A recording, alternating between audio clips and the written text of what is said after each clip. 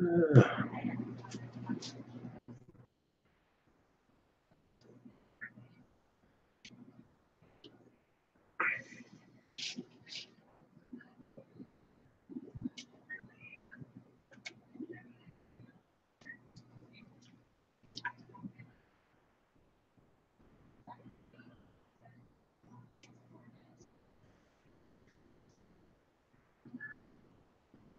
Hello, John. John.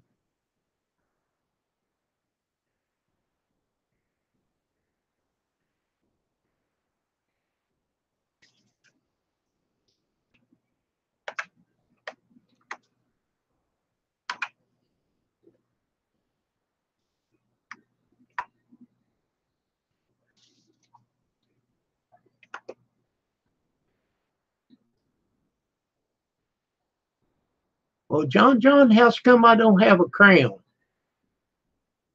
My name's just highlighted. YouTube has done it again.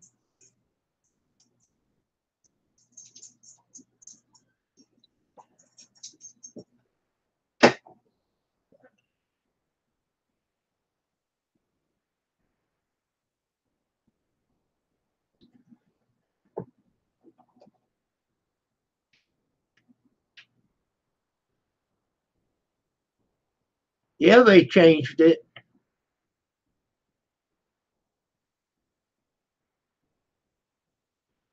Uh, I've got it on live chat.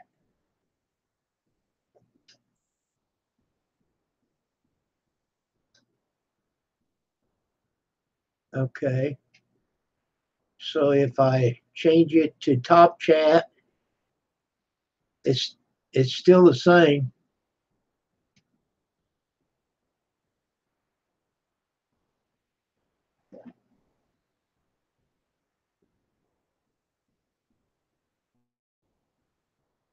Well, so John, you have proposed to Kelly. Congratulations. So how does this relationship go if you two are in two different states?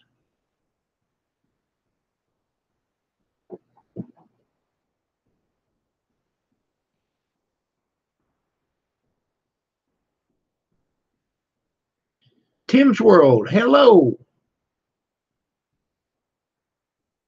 For as long as you want, Tim, that'd be great.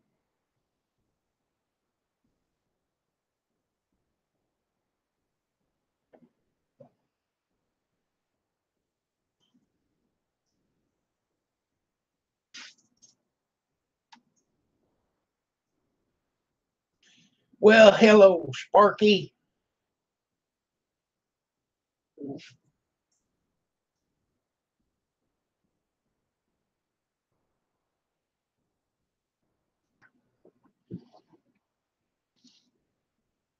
Aaron Willis, hello to you. Well, there's Ann Fulton, all the way from Alabama.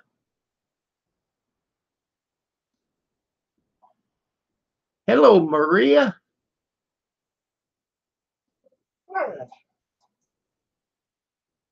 And you guys are pretty bored if you're watching me on YouTube.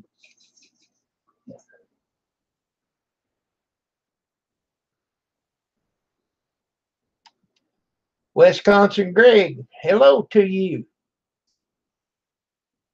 I was close to you there a week ago, 2 weeks ago.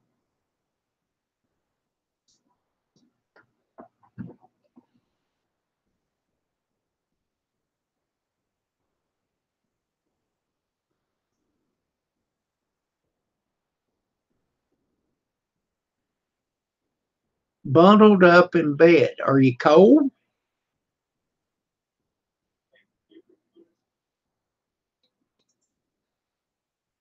Well, thank you, Sparky.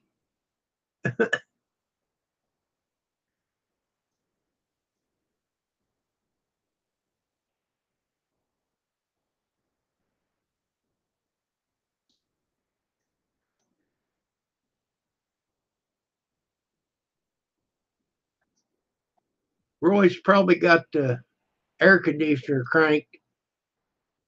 Bad storms there. Oh wow. What city are you in, Ann? Oh, you hear Champagne. Oh my.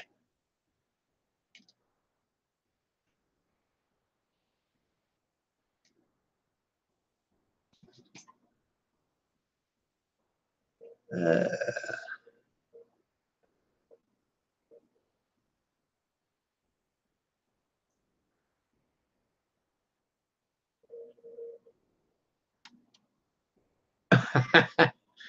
well, thank you. Oh, hail. Ann said they got hail. Oh, hail.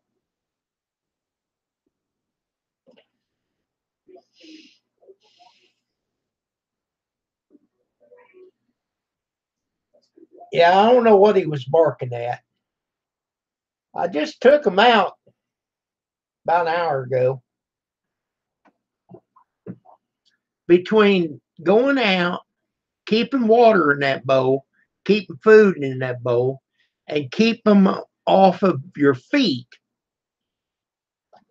Oh my heavens. And Cade's worse about stepping on your feet than he is.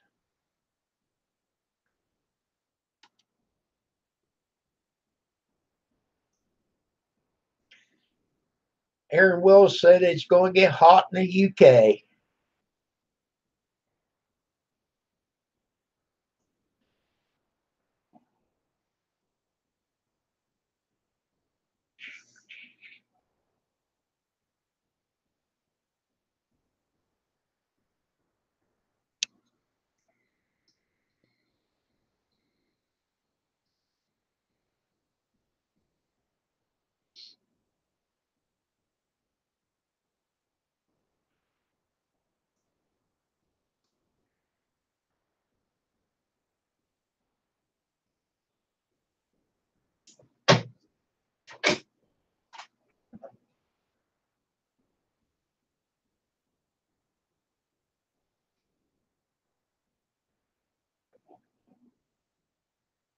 Well, Sparky, are you still in there? Would you like to have a link if you're still there?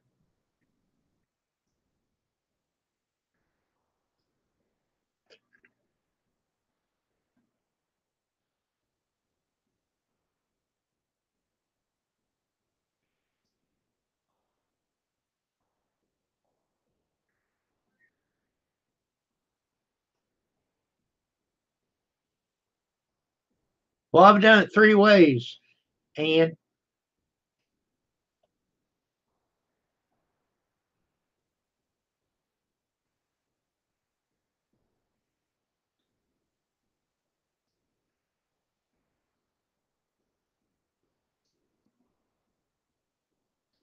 I haven't been up to very much here, Greg.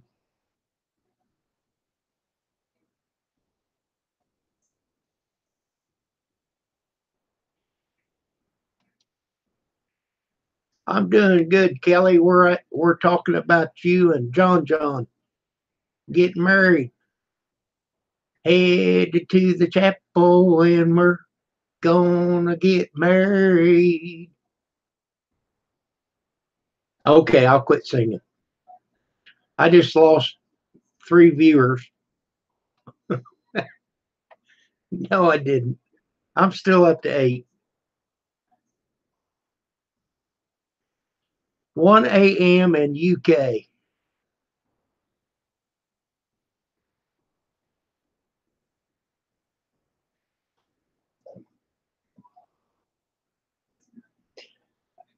I don't have a day job. What do you mean, quit my day job? I did.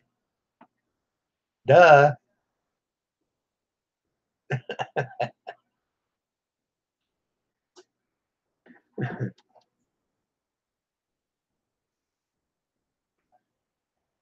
I left my 5-gallon bucket out in the shed.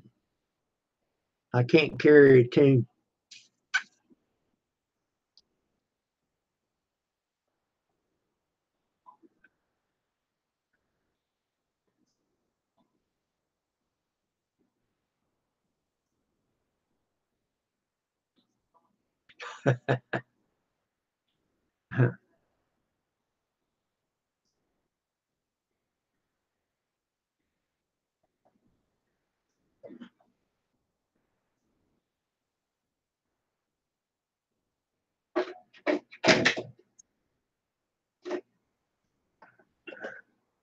What are you doing? Sounds like he's tearing up the cabinet.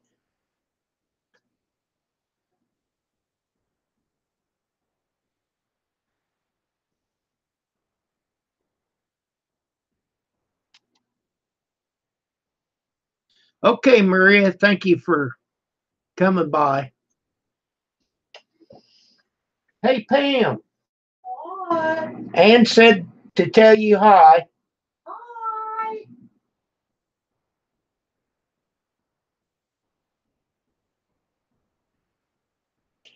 Thank you for coming by, Maria. Tell him to be safe.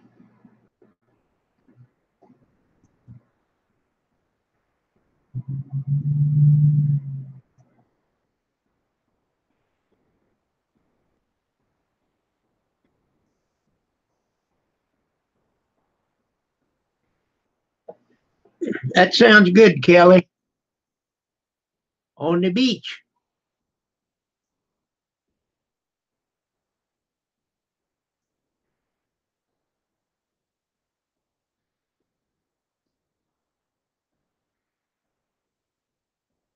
When me and Pam got married, we got married under a big old oak tree.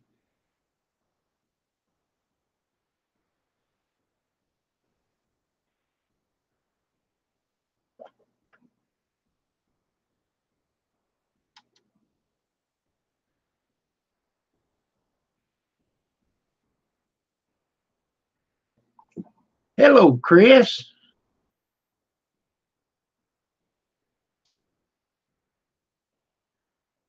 Okay, see you tomorrow, she says.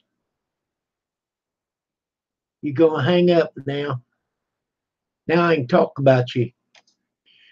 Chris Cookie, how are you tonight? I'm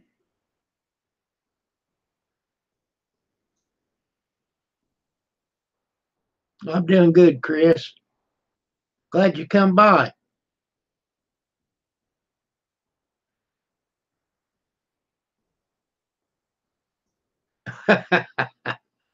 You think that'll happen, Sparky?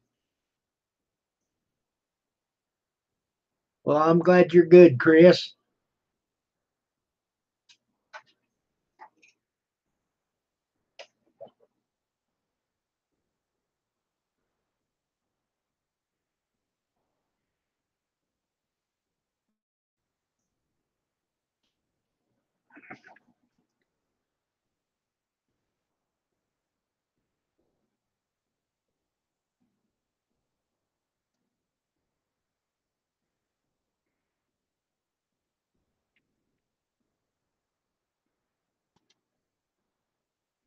It says Bobby Sprinkles baking a cake. Awesome. You know, if I have a box cake, I can pretty well handle that. Pour that in a bowl, an egg and some milk, stir it up, throw it in a pan, and put it in the oven. I can handle that.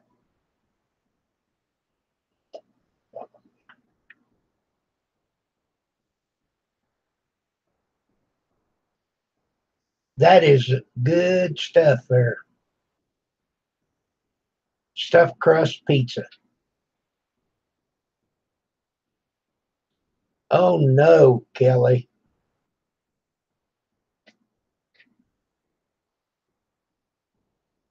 You need to look around. Get that taken care of before it ever starts.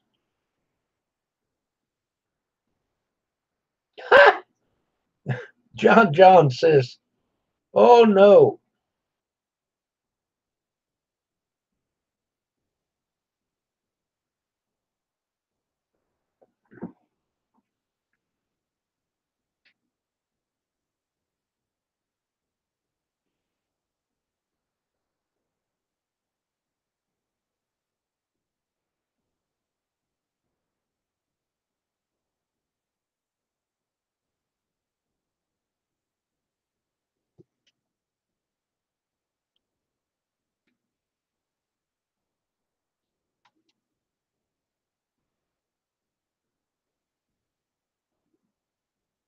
Sparky, did you ever answer me? Do you want a link?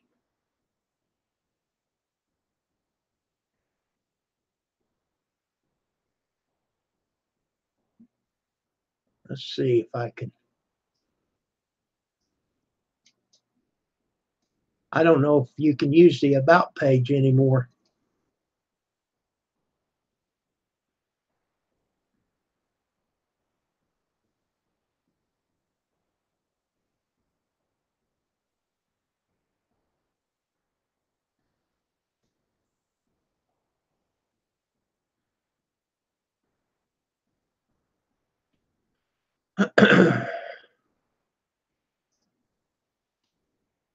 Sparky, I don't know if it came through. Okay. Well, I sent a link to you in your message if it still works.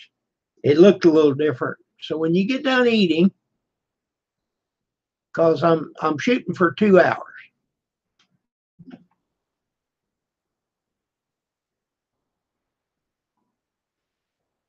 Yeah, I miss Grizz too. Um, I'm sorry, folks. I've been lazy. I haven't been on them. I haven't been making the live stream that much, but dogs on in the morning, and I don't like to step on toes, and then Bobby's on in the afternoon. And then about this time, then I'm tired and I sit down in the chair and I'm out. So, you know, it's it's trying to rain here. I had great intentions on maybe getting a hot tub if it don't rain here after a bit.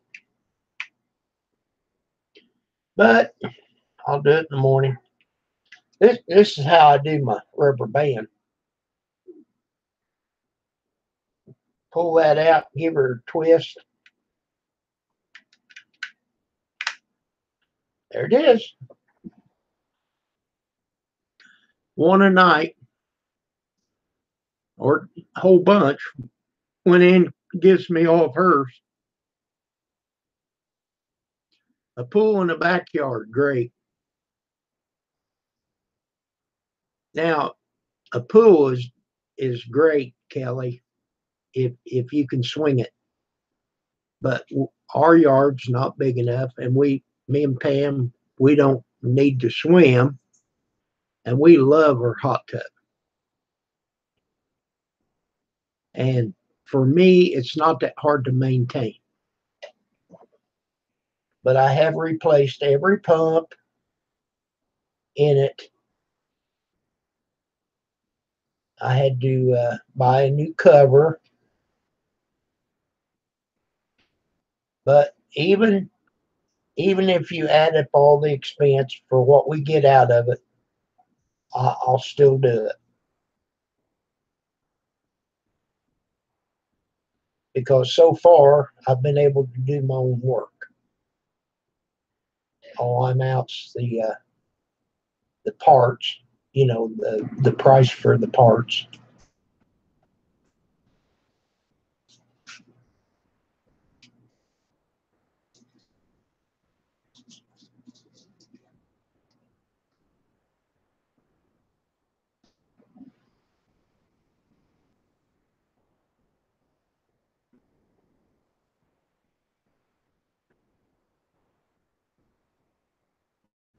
So I take it that Kelly, you're going to move down to Florida.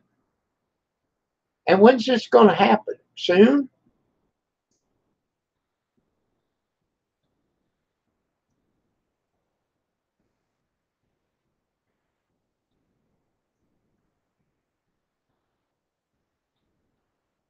It is great, Sparky.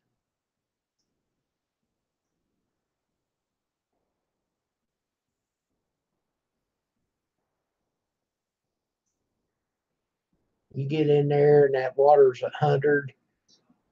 We run it between 100 and 104. In the wintertime, it's 104. And right now it's been uh, about 100, 101.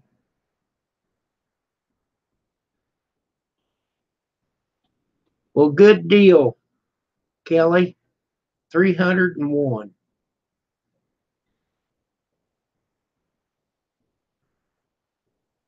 Team Good, how are you? Let me check out your channel. Team Good has got 22 buses. Yankee Living. There's a link for Team Good.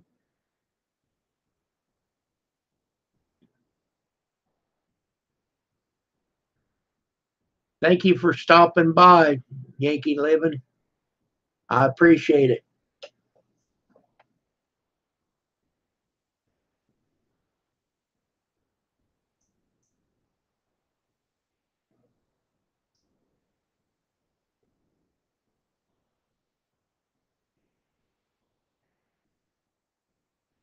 Yeah, Kelly, that's great. And buses is hard to get. But you hang in there. They'll grow. Just keep talking with people and making them videos. You make some good videos.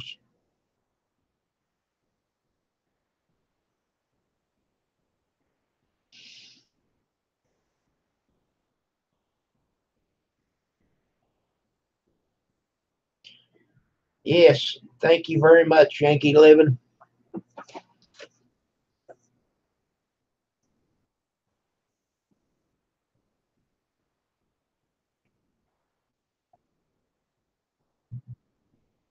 Kelly makes good videos. Team Good. She's got several. And if you take time to put on a video on the YouTube, they're good. It doesn't matter. And everybody's different. Someone will like your videos.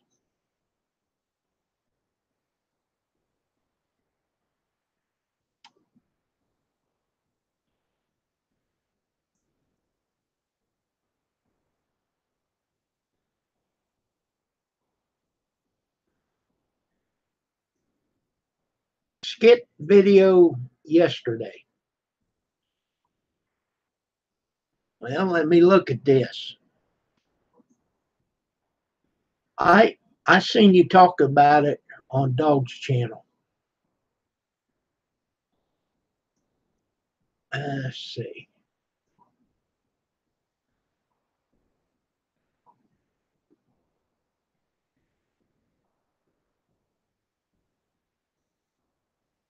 Well, what's the name of it, John John?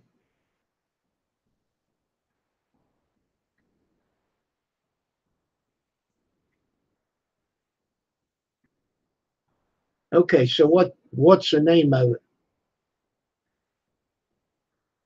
I'll have to go back and look.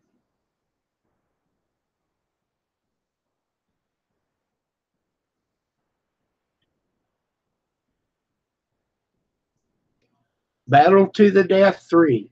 Okay.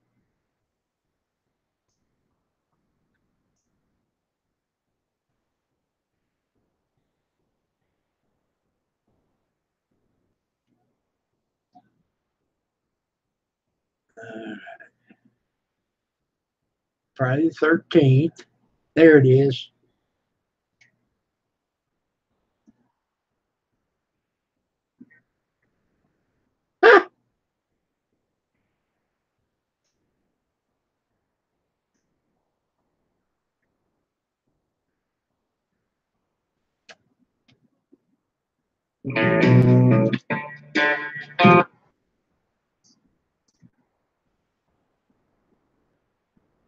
That's pretty cool.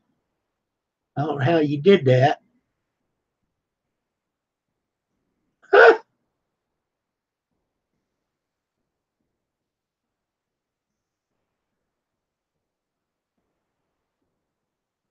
said you died.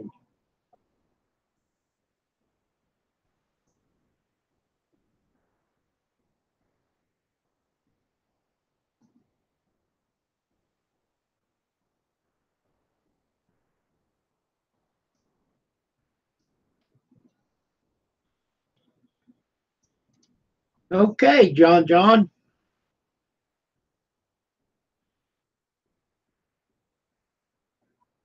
you cloned yourself. That's pretty neat.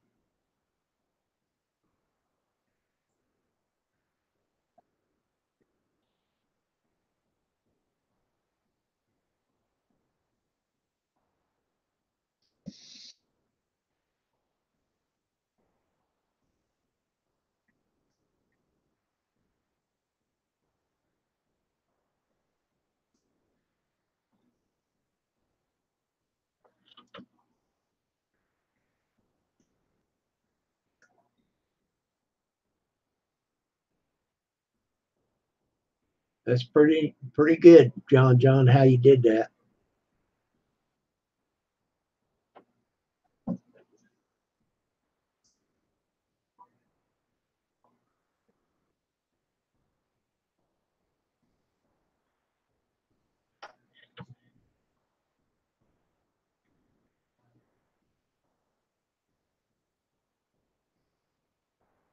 Kelly Ann Morrison. Cool. Are you going to video the wedding part of it?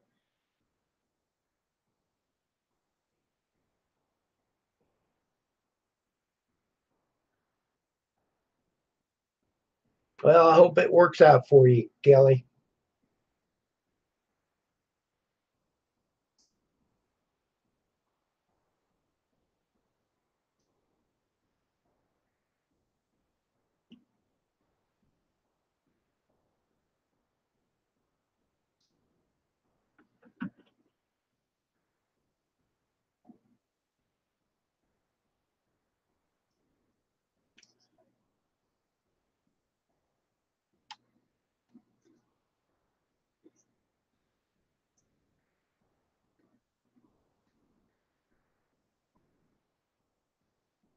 Video typing it.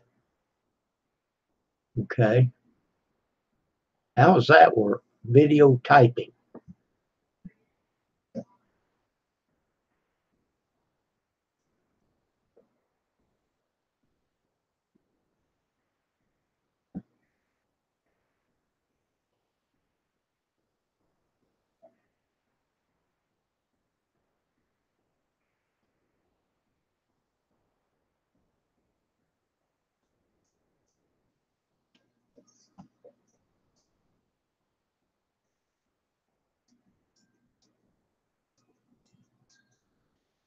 Taping.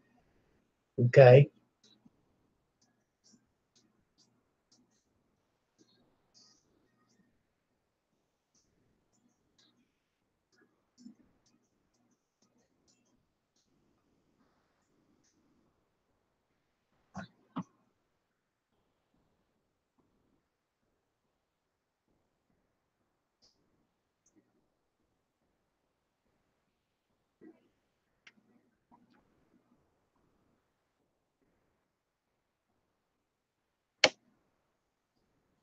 I just about cried on our wedding because you stand there and you start saying the words and you're so sincere and it's just it's just tough.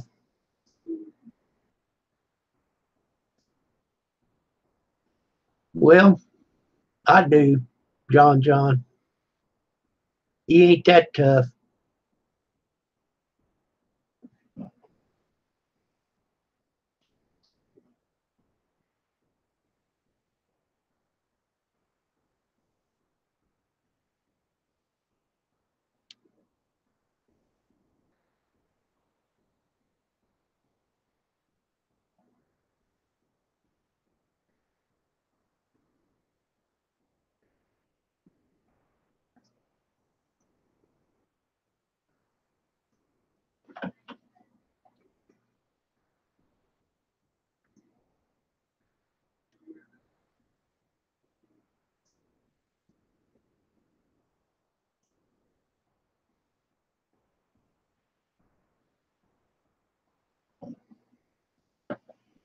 Well, Sparky, are you done eating yet?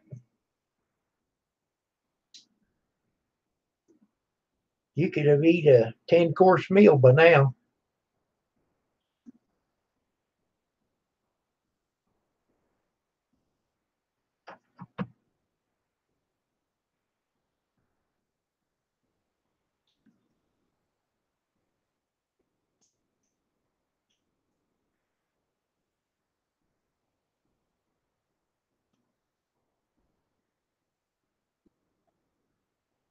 No kidding, Sparky.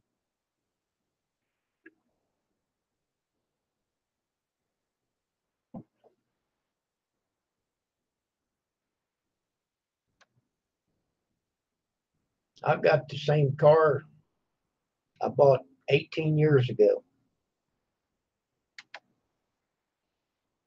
I just hope it lasts.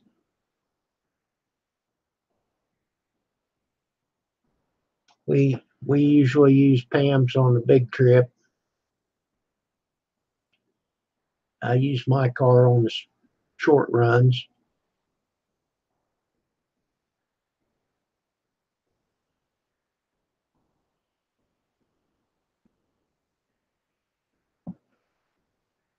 She has a Oldsmobile Bravada. Nice car, beautiful car, and it's great in snow.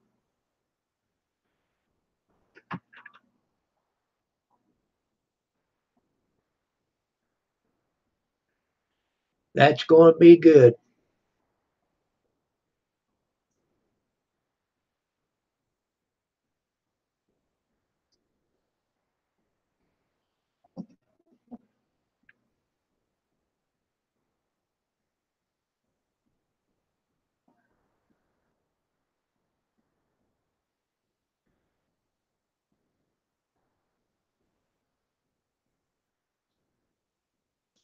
Thank you for coming in, Yankee Living. I appreciate it. It helps. Every person that comes in for just a little bit helps.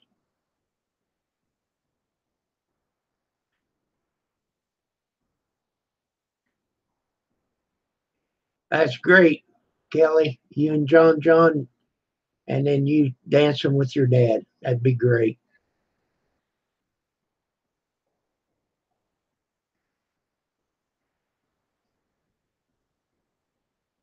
Whatever you want it to be, Fox.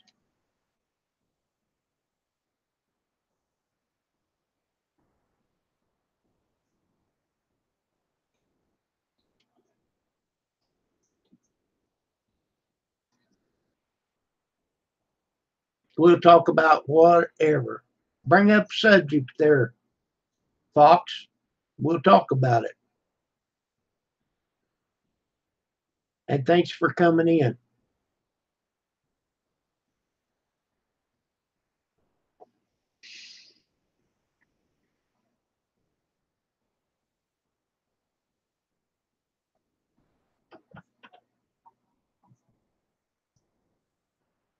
Well, that's great, Kelly.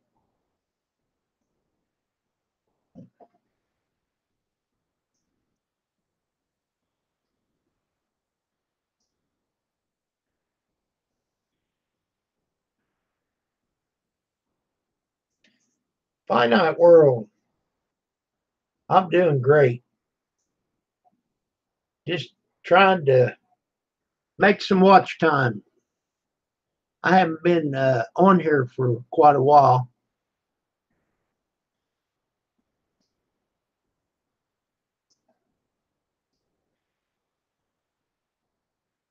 Well, thank you for checking out my channel. Um, I try to sub to whoever I see needs one. And you got 379 buses. Let me post a link here for you. Check out this link right there. If you're not bus to this guy, He'd appreciate it.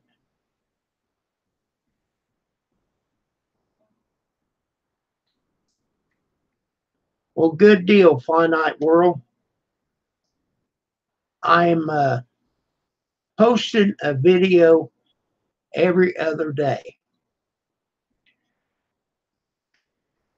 When I went on my cruise, I did it every day, and I thought that people kind of got bored with it, because it was too regular.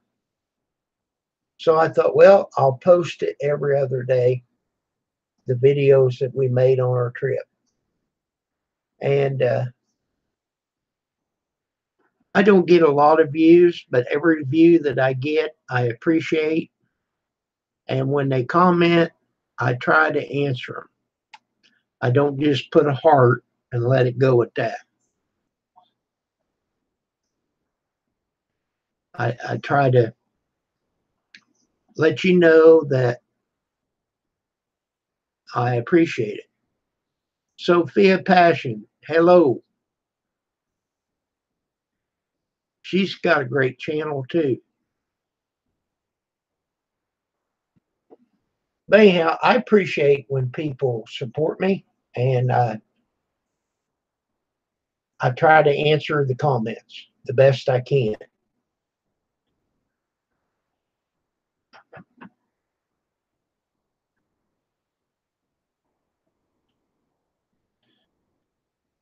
If you make a video, I like it. It's, I mean, it's not as easy as people think.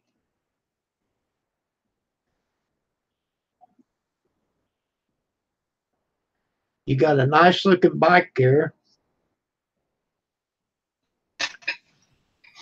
Oh, it's the mighty Mr. Fyffe. Well, hello, Sparky. How the heck are you? Let me turn on some lights so you can see me. Oh my goodness, there I am. So how is how's it in your world? Pretty good. All right. Excellent, excellent. I haven't missed a meal for quite some time. Well, that's a good thing. Nothing wrong with that. Yeah, I've been doing just the opposite. I've been trying to skip meals. This old beer that I drink is kind of heavy on the belly. Oh well, I don't drink a whole lot of beer. Yes, sir. Yeah. I did go to the Moose yesterday. I indulged in 2. There you go. Yeah, that's what guys do. It's okay. I figured, I'm paying the dues for that. $50 a year. Oh, yeah, yeah. Mm-hmm. So I might as well try it. You bet. Nothing wrong with that. I don't do it so much to go drink beer, but they do great. They got Moose Heart and Moose Haven. Mm-hmm. Okay. Oh, is that your like a local brewery or something? The Moose Club. Moose. Oh, I know what you're talking about. Yeah, yeah. They got Moose Haven down in Florida for the seniors. Mm-hmm. And then they got Moose Heart, I think it's up in Chicago. I think. Now, I could be wrong, but that's Okay. for an orphan home. Oh, I see. Uh-huh. So, they do make money for the club, but they send in money to the chapter. There's Moose clubs all over, I see. Yeah, so, kind of like a VFW or something like that, sort of. Yeah. Kind of. All right. Yeah, I get it. Exactly. Sure. Nothing wrong with that. Moose, Elks, Eagles, Elks. I think I said Right, that. the Elks Lodge. Yeah. I'm with it. Sure. That makes sense. Yeah, they're really good about donating to organizations like that. No, that's great. And they got pretty cheap liquor and beer there too. Well, let's see. I got a beer yesterday. Of course, I always like Busch Light. $1.75. There you go. That's fair. That's the way it should be. I don't think that's too bad. No. Then you get And to hang out with I don't go there that often, so yeah. And you get to hang out with some people you know, or you can go there and meet people or whatever. Sure. Yeah, I try to stay out of those kind of out of the bars and stuff. I just stay at home and drink. It's just that whole drink and driving thing. Yeah, I haven't had any problems with it yet, knock on wood. But yeah, I don't put myself in that position. Well, that's why. Well, there's more than one reason, but that's a big reason. Hmm. That drinking driving. Oh yeah, that's no good for anything. I'm diabetic, so I don't drink much beer. Oh, okay, yes, sir. Yeah, yeah. So far on that aspect, I'm healthy like that. I just put on a couple of pounds is all. It's the beers that I drink that aren't usually like the light ones. Uh, I used to drink like just regular Bush, but yeah, the other ones seem watered down to me. And of course, home brewing, you don't usually you're not going to brew a beer that's going to be thin or weak. So Right. if you're going to do it, you've got to go big. Actually, I'm drinking on a very nice beer tonight. This one that my kid got for me for a late Father's Day. It's Saint. I've never drank it. I've never tried it before. It's Saint Bernardez or something. It's a Belgium Abbey ale, imported from Belgium.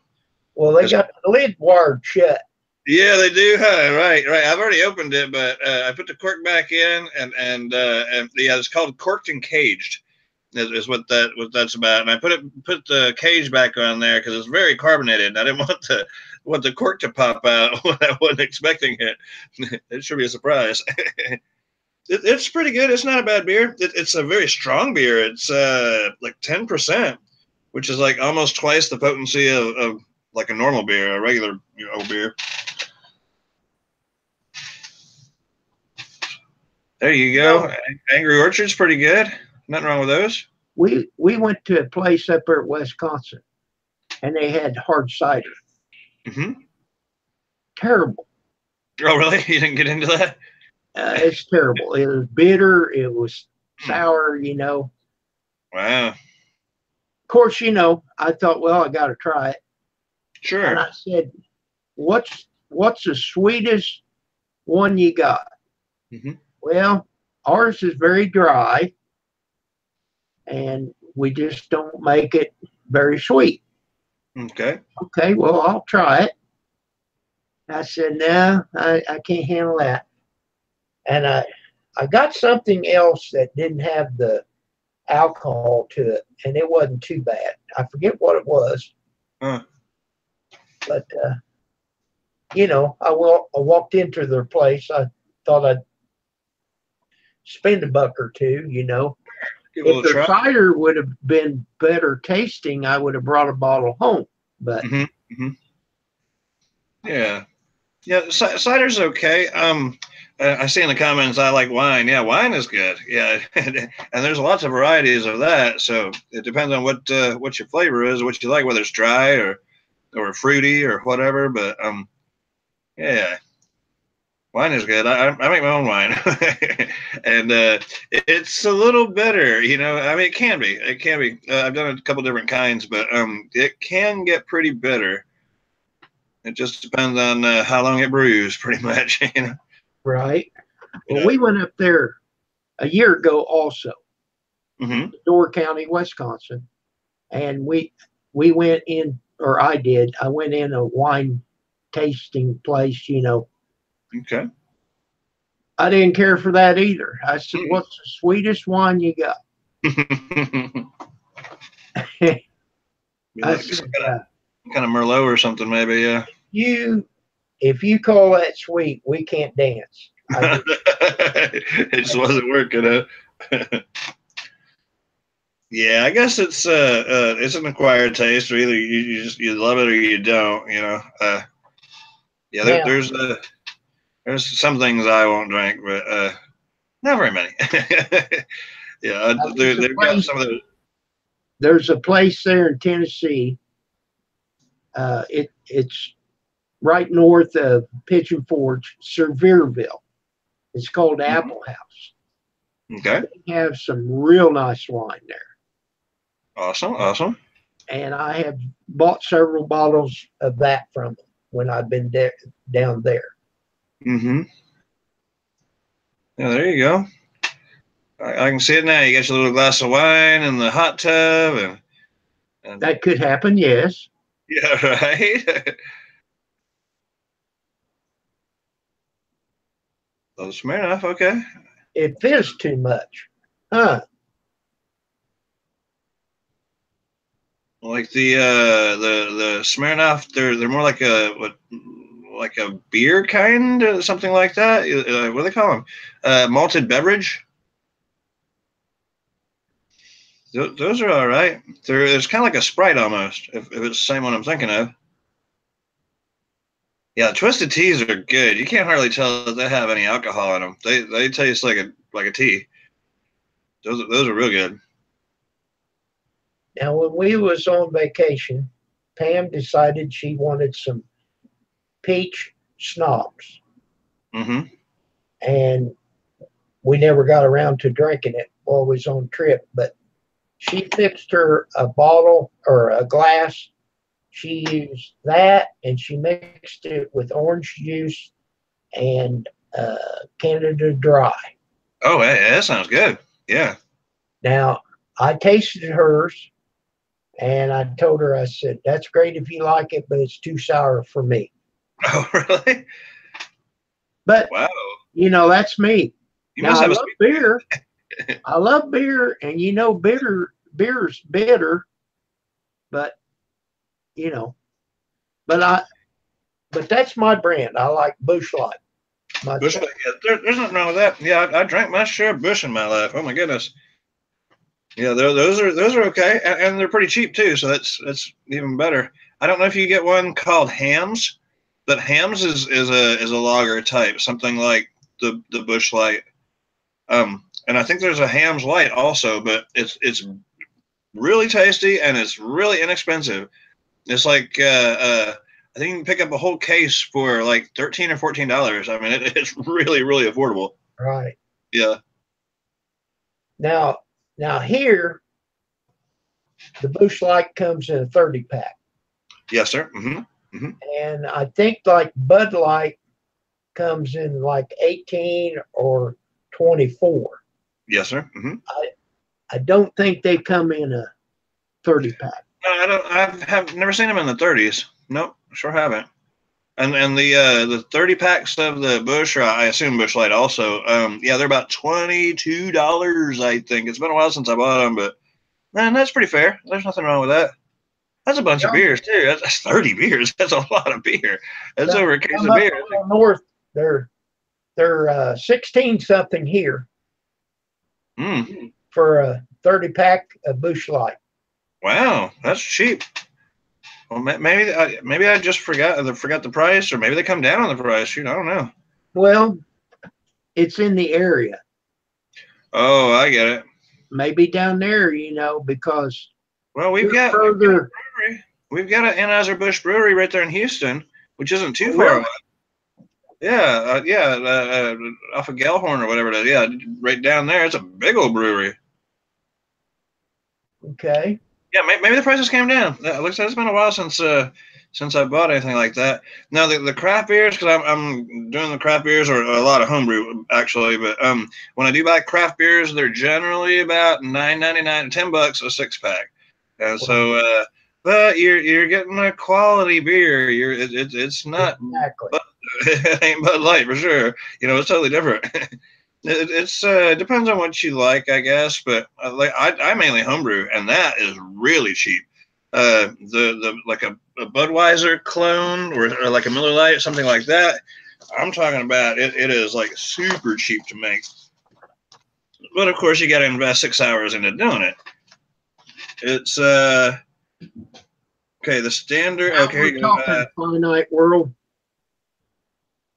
Yeah, it's $11.24 for the grains to do 5 gallons of like Miller Lite or Bud Light or something like that. It's under $12, and that makes 2.5 cases or two cases. That makes about 50 beers for $12. But then again, like I said, you got 6 hours of time involved. Yeah, that finite world, that sounds like what I would like. Mm-hmm. Moscato.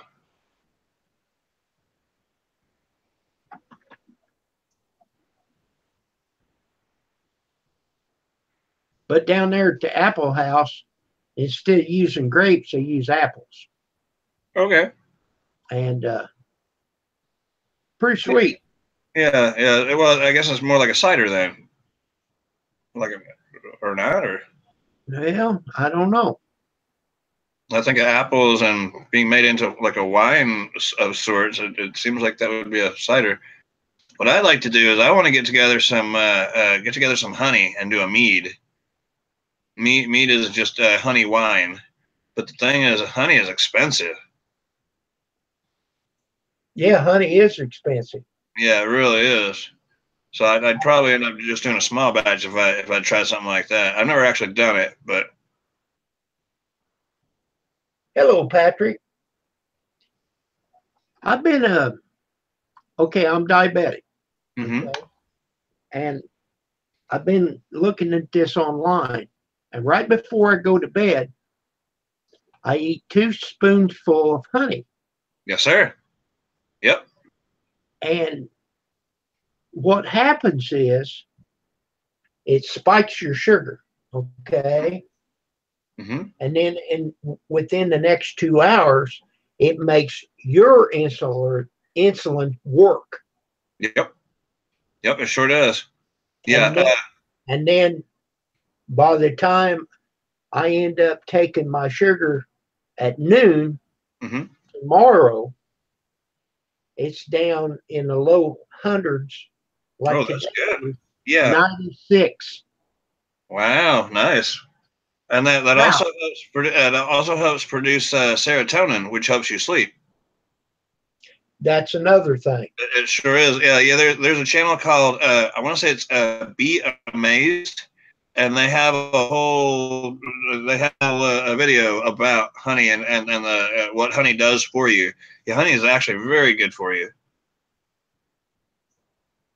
I'll see if I can't dig it up. But I bought this little jug of honey, and I think it was like $12. Right. And she had this little jar. It had the cone in it, and I ate around the cone. So then I cleaned that out, and then I bought this little jug, and I put it in this jar so I could eat it easier. Okay. But it turned to sugar already. Really? Now, it didn't turn sugar in the jug because I don't open it every night. Oh, okay. So it must be something with the air getting to it. Right. Yeah, I mean, it doesn't, it won't go bad, but it will turn back to sugar. But it won't go bad. It's a preservative. It acts as a preservative, actually. Let me see if I can find that other what I was talking about there. Hello, Grandpa.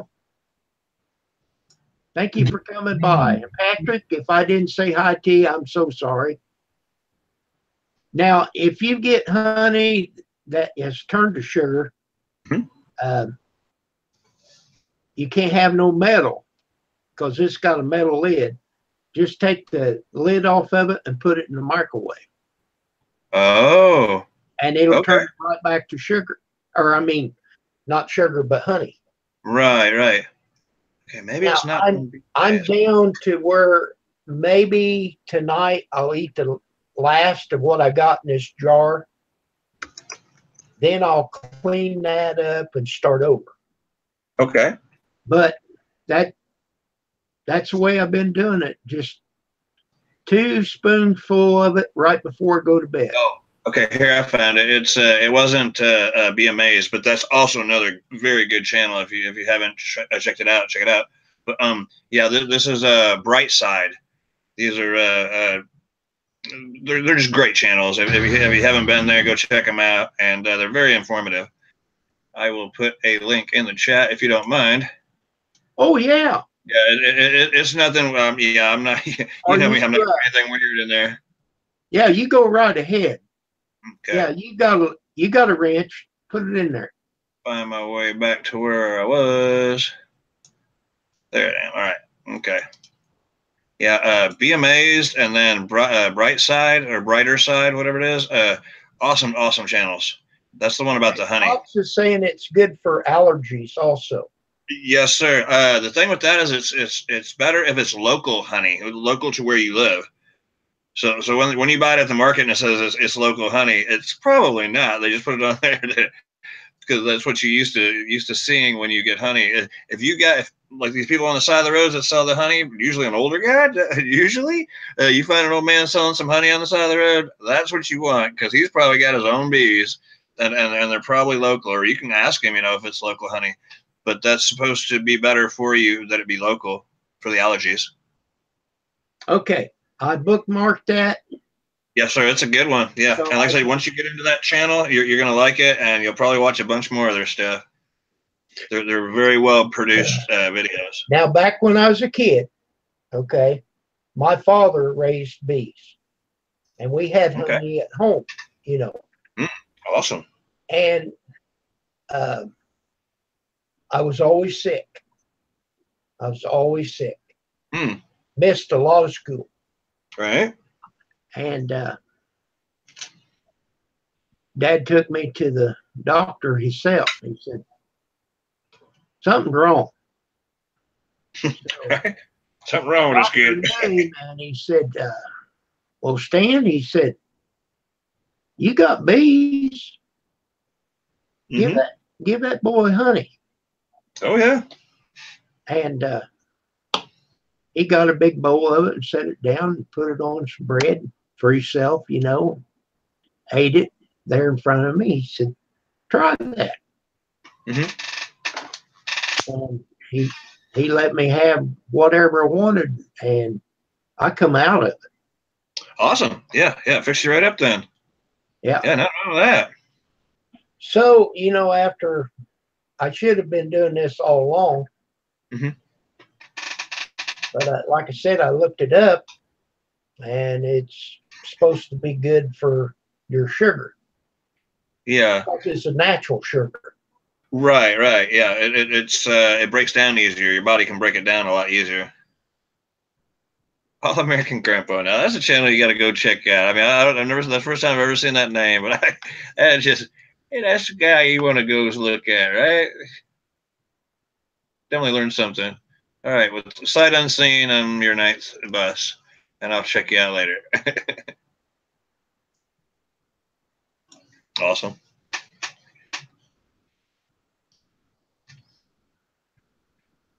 Yeah, but like anything else, too much of anything is not good for you. Yeah, just a couple of spoonfuls, and that's the limit. Yeah. Awesome. I'm sure you got some great stories then. Thanks for your service, sir.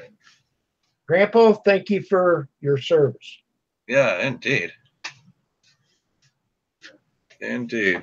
Yeah, I don't have a hat, but right. You see where I'm at. Exactly. Oh, Luke. 82nd Airborne. That's great. Yep. Oh, yeah. Well, I'm glad you come on here, Grandpa. My kid's back from overseas. Grandpa, I guess. Uh-huh. That's it. He says, it was my honor. Yes, sir. Yeah, I'm number 19. I busted him for number 19. Yeah, my kid's back from overseas. He finished doing his Marine thing and then went back over there on a contract. Well, his contract has ended, and he's back now. And he's actually filing some, what do you call it? He wants to work at the prison. He's doing his application to work at the prison. It's either that or he said he was wanting to be a border guard. So he's back and filling out applications. All right. Now you're talking about your boy, right? Yes, sir. Okay. Yeah, it's my son, but it's like her kid from a previous marriage.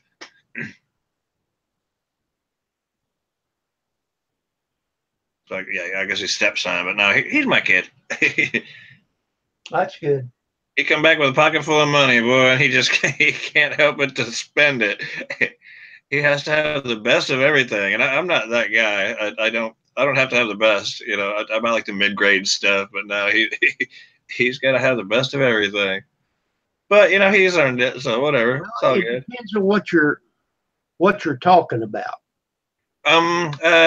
Mainly like hunting, fishing type gear. Just I mean, he's got a nice truck. It's like a like mid '90s or something, Chevy full size truck. And then, but now he spends money on like $500 fishing poles. You know, what do you need with a $500 fishing pole? But Dad, it's made out of carrot fibers. What? Okay, you know. But he researches all this stuff. Back when I was a kid, we used cane poles. That's what I'm saying, right?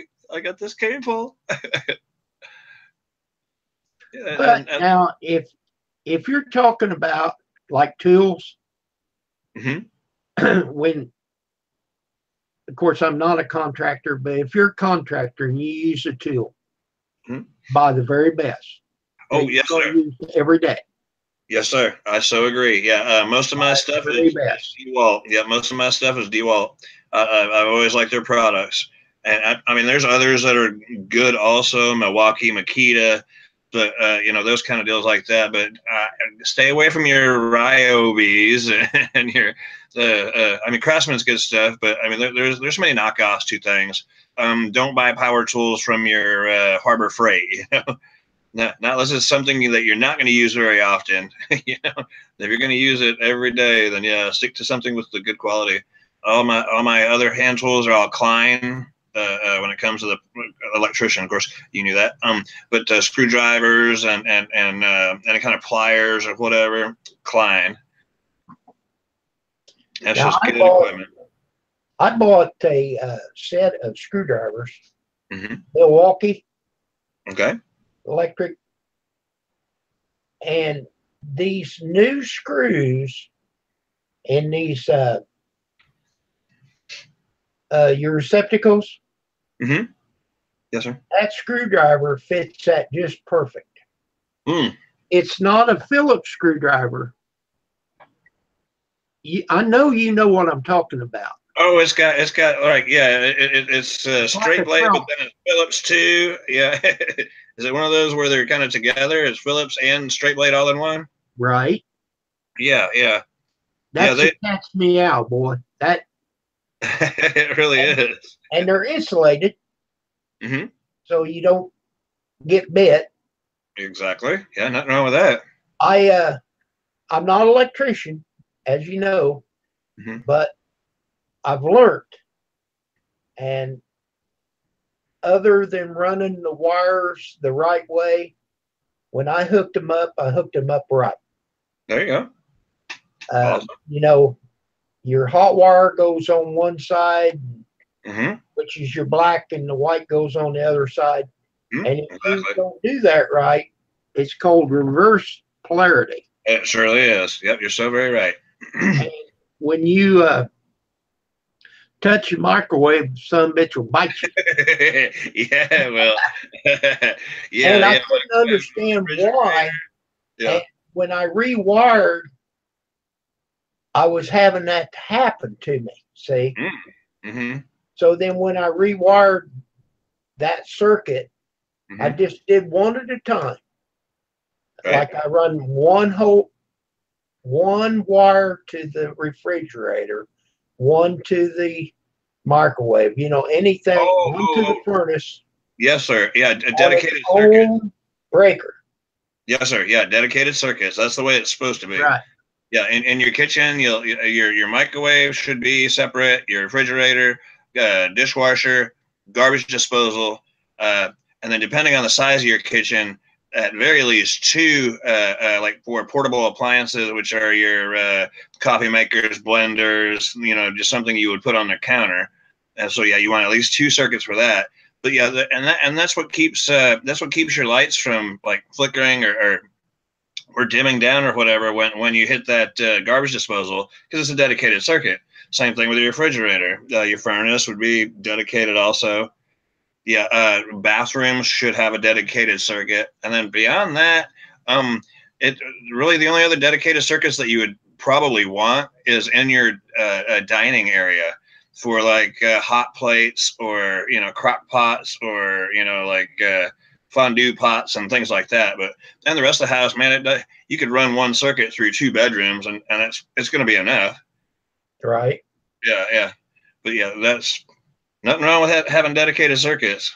Yeah, if I had to rebuild and do it myself, I live in a mobile, so there's no changing things. But if I built a house, I would have all kind of each bedroom would be dedicated, each bathroom would be dedicated, because like here it goes through one GFI and one bathroom to the other. So with the other bathroom that it doesn't have that GFI receptacle is still protected by the first bathroom. So they have like the line and load. So anything that comes out of that GFI, if it's wired properly, will be GFI protected also.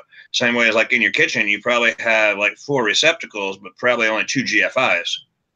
That one GFI, if you trip it, it's going to take out that GFI and probably at least one more plug, depending on the way it's wired. But that's generally how it goes.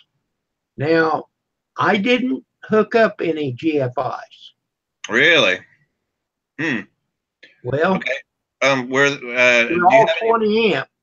Everything's 20 amp. 12 gauge wire. Oh, okay. Wow. Yeah, that's very good. Yeah, yeah. Yeah, I mean, there's nothing wrong with that. In bedrooms, a lot of times they'll downsize it to a 15 amp and run 14 gauge wire.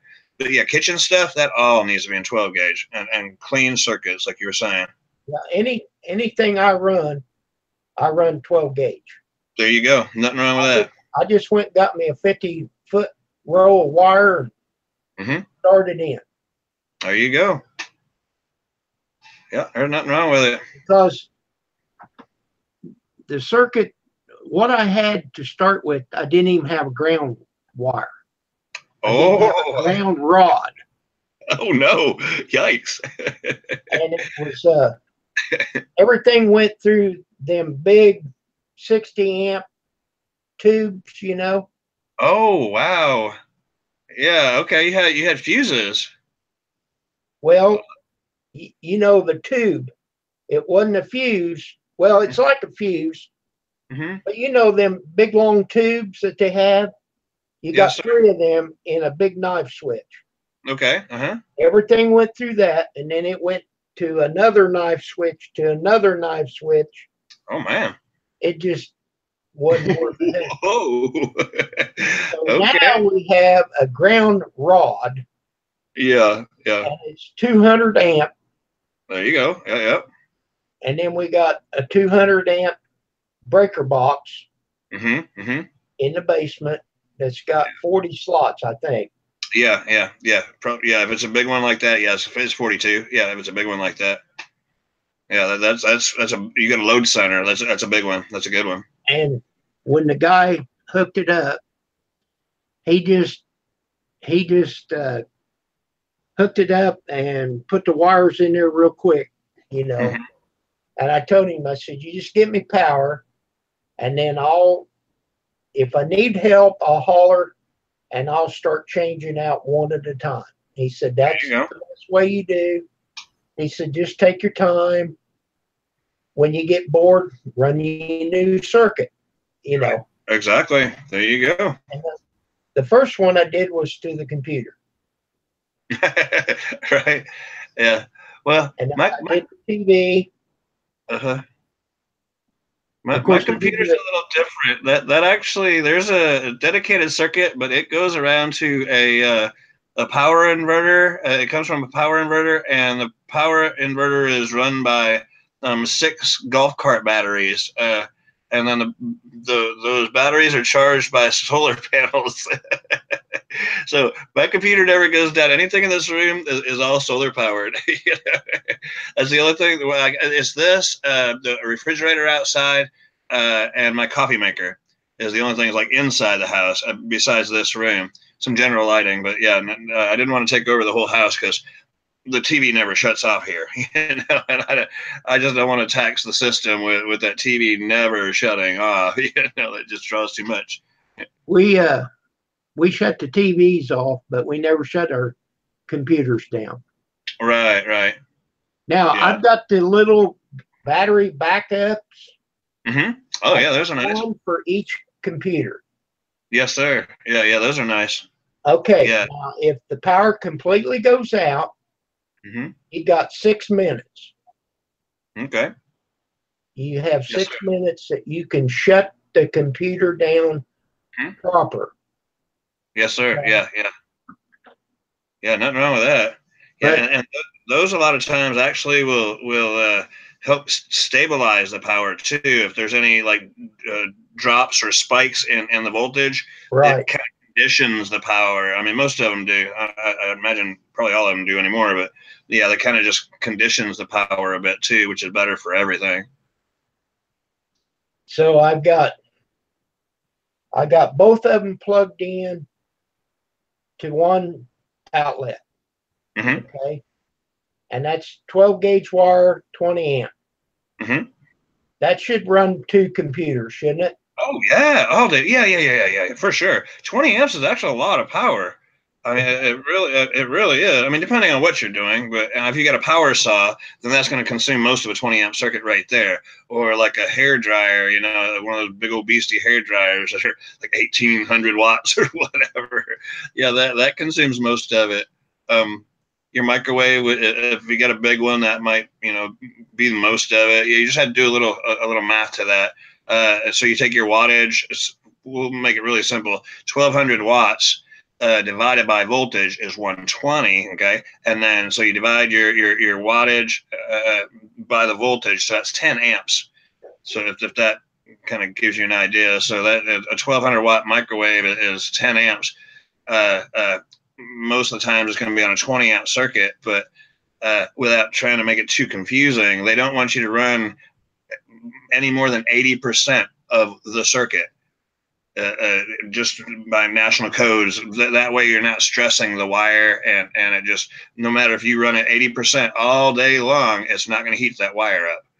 So that's what they're, so you're actually only allotted like 16 amps on a circuit.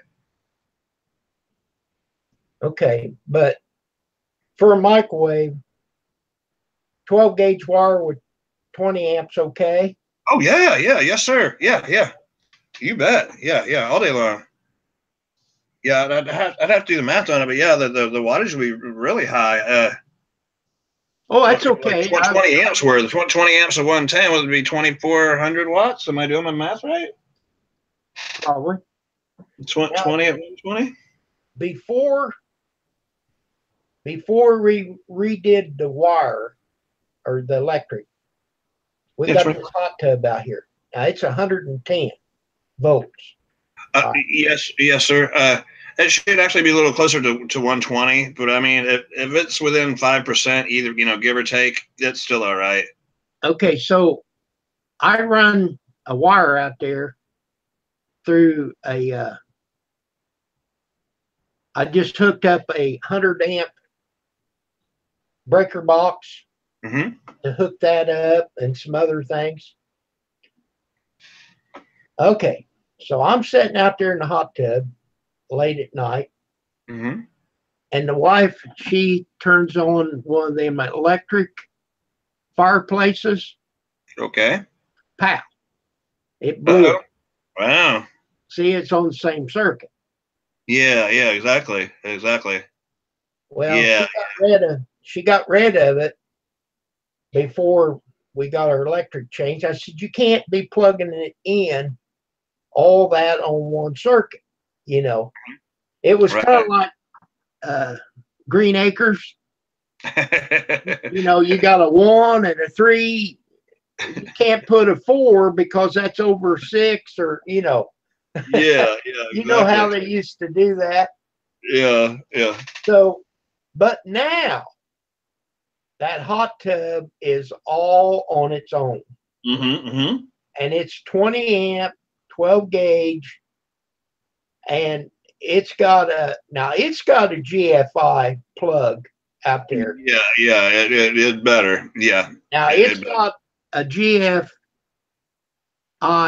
plug-in, plus it's got a GFI plug. Okay.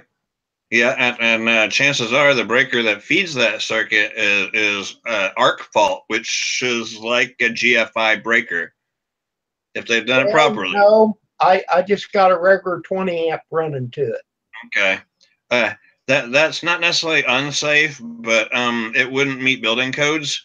It's a breaker that is kind of like it's kind of like a GFI. It's what they call arc fault.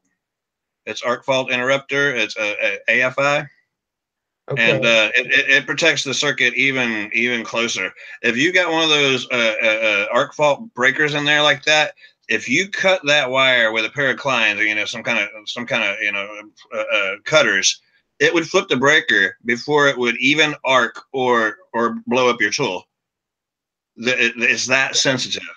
If it either it loses the neutral or the hot, or if they're touched together at all, it shuts off before it even will like blow up your client. It won't even arc your clients before that breaker shuts off.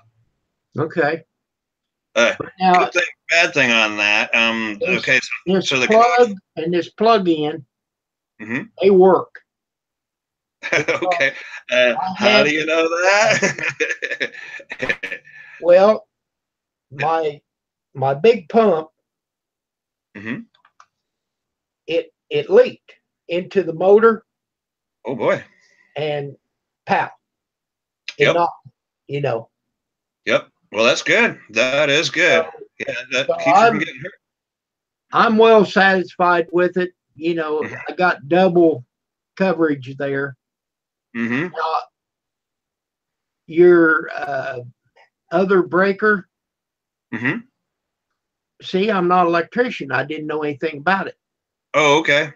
Well, it wouldn't take 5 minutes to change it out. Oh, I know. Yeah, exactly. Exactly. And it's if you go looking for it, it's gonna be. It's gonna look a lot like what you've got in there now, except it's gonna have it's gonna have like the switch thing on there that is the breaker part to turn it on and off, and then there's gonna be a button right beside it, and so that button you push it and it will test that breaker. So if and when you get one, it's really easy to install. It's just going to take the place of the other one, and then there's going to be a wire that comes off of it. That wire is going to go to where all the other white wires go to. And then the white wire. So you got your black and your white that does that circuit. Your black and your white both go into that breaker. Where the wire comes out. I don't know. I forget if it's on top or bottom, but where the white wire comes out of that thing you're going to put under your neutral bar or on your neutral bar, the white wire that your wire from your pump going back to the breaker is going to go into that breaker there, the white wire. So it's not going to go to the neutral bar anymore. It's going to go into that breaker, and then your black wire goes into that breaker also, like what you got going now. Oh. So it controls the neutral and the hot through that breaker, and that's what makes it so neat. Now, the building codes say that any like bedroom or anything where people would be are all supposed to have those fancy arc fault breakers. The problem is, they're so sensitive. If you're using like a vacuum cleaner or any high draw appliance and you plug it into like a bedroom receptacle, as soon as you turn it on, it's going to flip that breaker.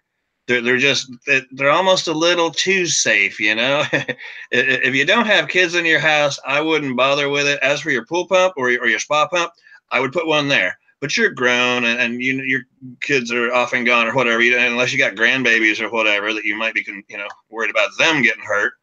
But like they make it a little too safe, with those arc fault breakers. Well, yeah, yep. Had the arc fault, the ground fault built in. Yes, sir. See, the main thing is they say that your plug-in needs to be further than you can reach it from the tub. Yes, sir. Which you can't. It's too far away. You know what I'm saying? Yeah. Well, I mean, like in your kitchen, I'm sure there's one fairly close to your sink. Those really should be GFI protected there. Anything where if it could fall into the sink, so your bathrooms for sure, and your kitchen, just anything Oh, that I see. if it were plugged in, will it reach the sink? You know, so that Yeah, it they're would trying to reach make sure the that if sink. it falls in the sink, you don't get zapped. We And it would reach the sink if you had an appliance. uh-huh. But if you're that damn stupid that you're going to let an appliance go in the sink, Well, I get it. uh, That's for the okay, head. let me get caught up here. Gene, hello to you. Cornbread. Cornbread. I haven't heard of cornbread before. I've seen him in the chat last night or night before. Yeah, I think I've already But said that. I anyhow, mean, best up. Yeah, how can you not love his avatar? He's got a stack of cornbread. there you go. Well, okay, cornbread, you're welcome to our channel. Thank you for coming in. I was already bust to you. Thank Mhm. you very much. And who can go wrong with cornbread? You I know know, that's right, huh? It just screams country or Texas. You know, I mean, pretty much anywhere, I guess. But I think cornbread. I think of a big old pot of beans, and actually, I think of jalapeno cornbread myself. But love that stuff. well, in our kitchen, um, I don't have a lot of appliances, or I mean, plug-ins. Okay. I just got one wire going to two plug-ins on one side of Okay. the sink Uh-huh. and the same on another side. Oh, But perfect. Yeah. Oh, that's great. on the left is its own circuit, and on Sure. the right of the sink is a different circuit. You did it perfect. You did it perfect. Now, if you decide that you want to put GFIs in there, because you wired it, you know how it's routed. So the one that comes from the panel, and then that's then there's that first receptacle. Just take that one out. Take have your wires all open and loose. Turn on your breaker. Test which wires are the hots and which one which are the line, the hots, and which ones are the load. And then note that shut off the breaker obviously, and then on the back of the GFI it'll say line and load. And so the one that comes from the breaker you put to line, the one that goes to the next receptacle you put to load, and Uh, then that will protect both plugs that are in that circuit as if they were both GFI. right. I You know got what I'm you. saying? Yeah, so you got to just find your line and load, and then just put them accordingly on the back of that GFI, and then you can go about it that way. Okay, so Red is good. cornbread used to be David B. That's who I sub to, David B. Oh, okay. Yeah, I think I subbed the cornbread guy. I think it was last night or night before. I don't know. I drink a lot. But he popped into a chat, and I was like, "Yeah, who can't love cornbread?" About like all American grandpa, if he's still here. And I have one problem with the house, and I couldn't get up there to do it.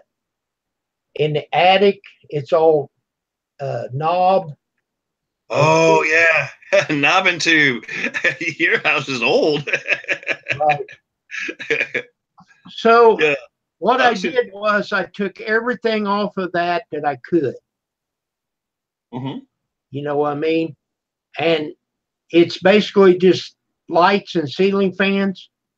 Okay. And I went and got these LED lights Yes, sir. where they're just okay. So for instance, there's four lights in this one ceiling fan, Okay. and they pull 5 watts. All of them But they together, huh? put no, I mean each one. Oh, okay. Okay. Yeah. Yeah. Each one is 5 watts, but it Mm-hmm. puts out 40 watts of light. Yes, sir. I love LED. So you got 4 light bulbs, 20 watt. It's like running 120-watt bulb. Oh yes, sir. Yeah. I've But got you got 160 watts of light. right. Yeah. Oh, it's amazing. I don't know why they didn't come up with that stuff earlier. And what is amazing, you take a 40-watt bulb and turn it on, Hmm. in less than 2 minutes, you can't touch it. Yes, sir. Yeah. This That. light here, you can turn this on all day, Yep. reach right up there and undo it. Yeah, exactly. Yeah, they don't generate heat. Well, I mean, because what the old light bulbs were is actually a controlled short. You're taking your neutral and you're hot, and you're literally touching them together with that filament, you know, and so it's actually a controlled short that is an incandescent bulb. Where now, and of course, it generates a lot of heat. Okay. I don't know how to pronounce his first name, but Fox said this house used to be knob and tube Uh-huh. and had 60 amp fuse box. Yep. Exactly And probably, what I got. probably had the glass fuses too, the ones that look like the base to a light bulb that went in there. Probably, I imagine, you know, like those kind. Yeah, Right. But I can believe it. Yeah. they had the glass fuses, Mm-hmm.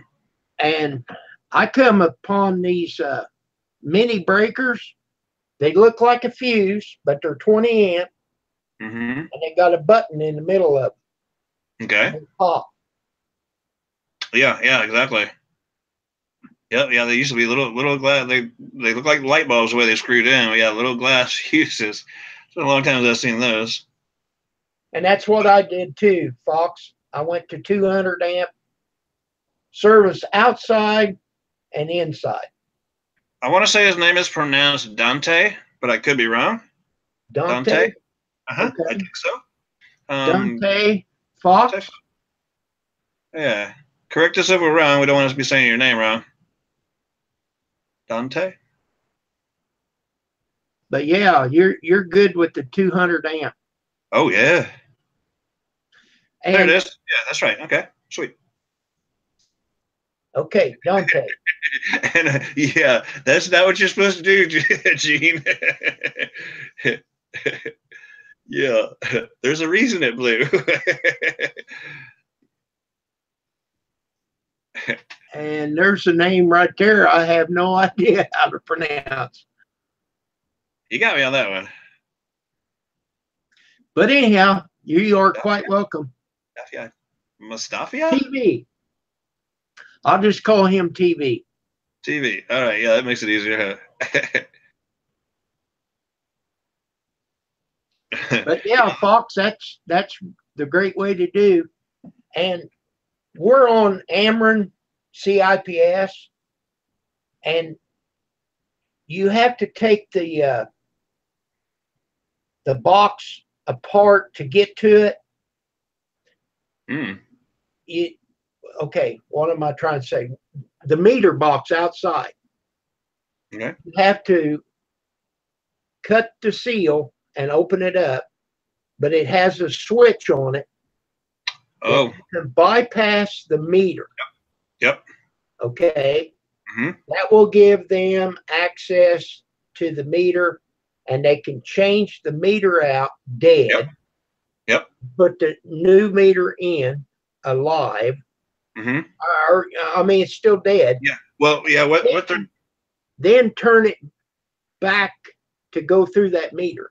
Yes, sir. Yeah. So yeah, for about 5 seconds, you got free electric.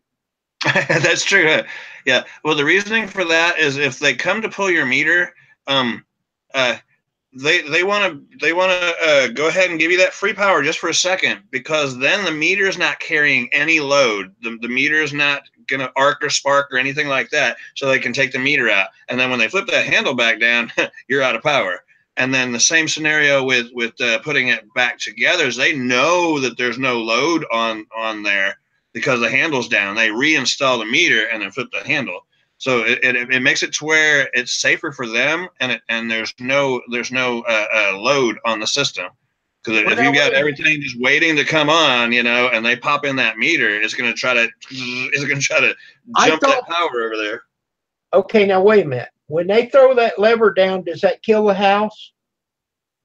If there's no meter, it does. See, when they put it in the up position, or whichever way that it's not to begin with, the ones I'm familiar with are like they're 320 amp services. They're generally 3-phase and on like a business, and so there's usually a lot of load to those because that's why they have such a big service. So they're able to bypass the meter by throwing that switch, and so now the meter is doing nothing. So they can pull out the meter. And when they throw it back down to be able to close it, a lot of times they're going to put a blank cover in there, you know, to where you can't look, you know, get in there. But when they close it again, you have no power. But when they come back, they're going to have to do the same thing. They're going to energize the circuit to where it's letting power through to your place. Again, you're getting that free electricity for a few seconds, and then they're going to install the meter. And then when they throw the handle again, it's going to do the meter. So it makes it safe for them to be able to pull and reinstall your meter. But the way I understood it, they don't have to shut your whole house down to change your meter. Right. Correct. Correct. Down here where we have electronic meters, they don't have to come in our yard anymore to check our meter.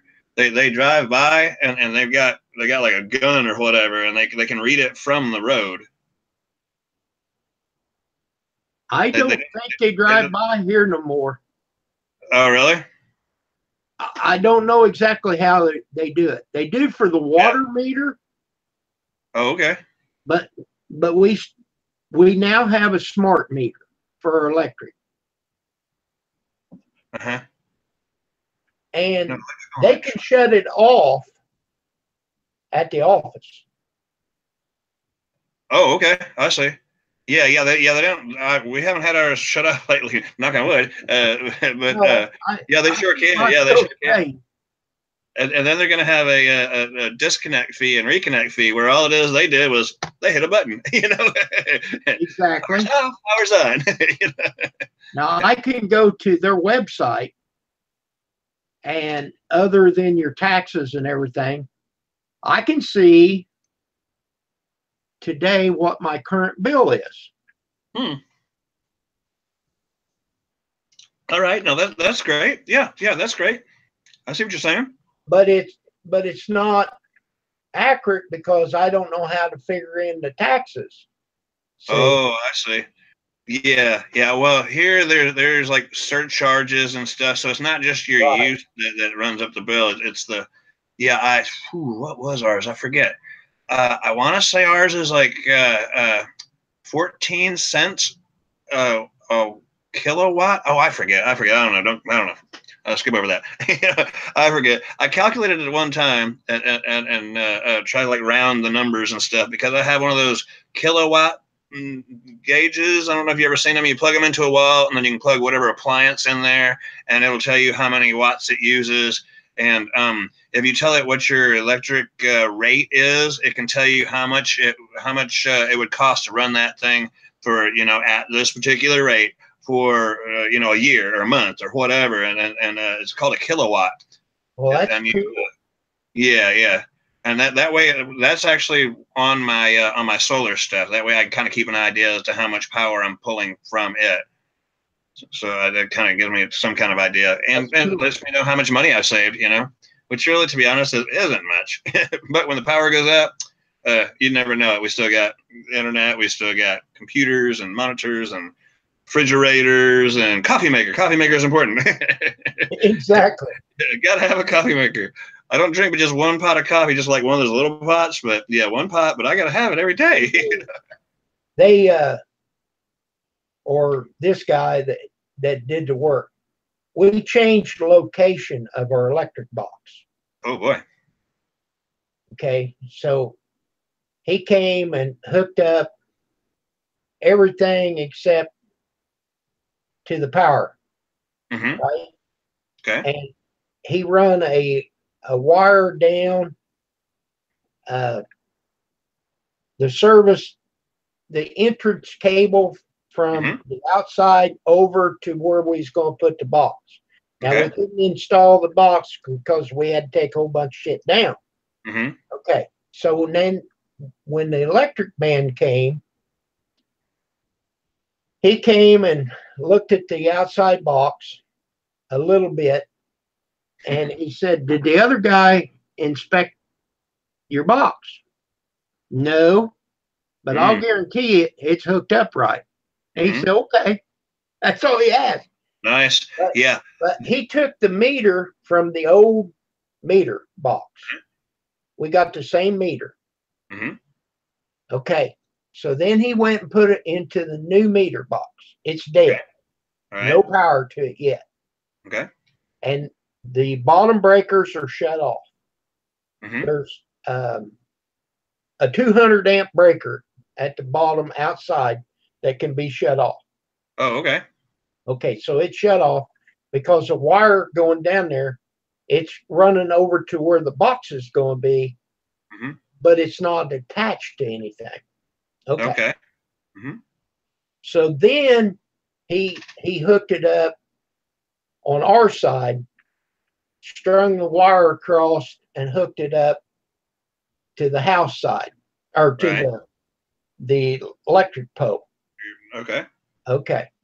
Then he cut the old wire down, Mm-hmm. which killed it Right. from there. Yeah.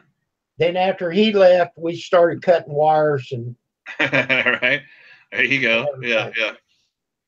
Yeah, a lot of times, yeah, they'll throw the fuse out there for you. I mean, if it's one of those where it's not working several places, yeah, they'll throw the fuse out there for you, which makes that aerial line dead. Sometimes they'll just pull the meter, you know, depending on the circumstances. But really, they don't care what is on the other side of that meter as long as there's a means of disconnect. It sounds like your meter also has that breaker there before it even comes out to you. Is that Right. correct? Okay. So right. So they've got a means of disconnect there. They can shut it down, and they know there's no load on it at that point. So but So there's they a 200 amp breaker outside, mhm. and there's a 200 amp breaker inside. That's good. Yeah. I mean, really, you don't have to have the one inside. It doesn't hurt, but you really wouldn't have to have one inside. The one outside is protecting the wire coming from that meter panel or that meter box there into your panel in there. But Right. now it's good that you have a second disconnect. That's nothing wrong with that. That's a good thing. And it is aluminum. And Yes, sir. 4/0.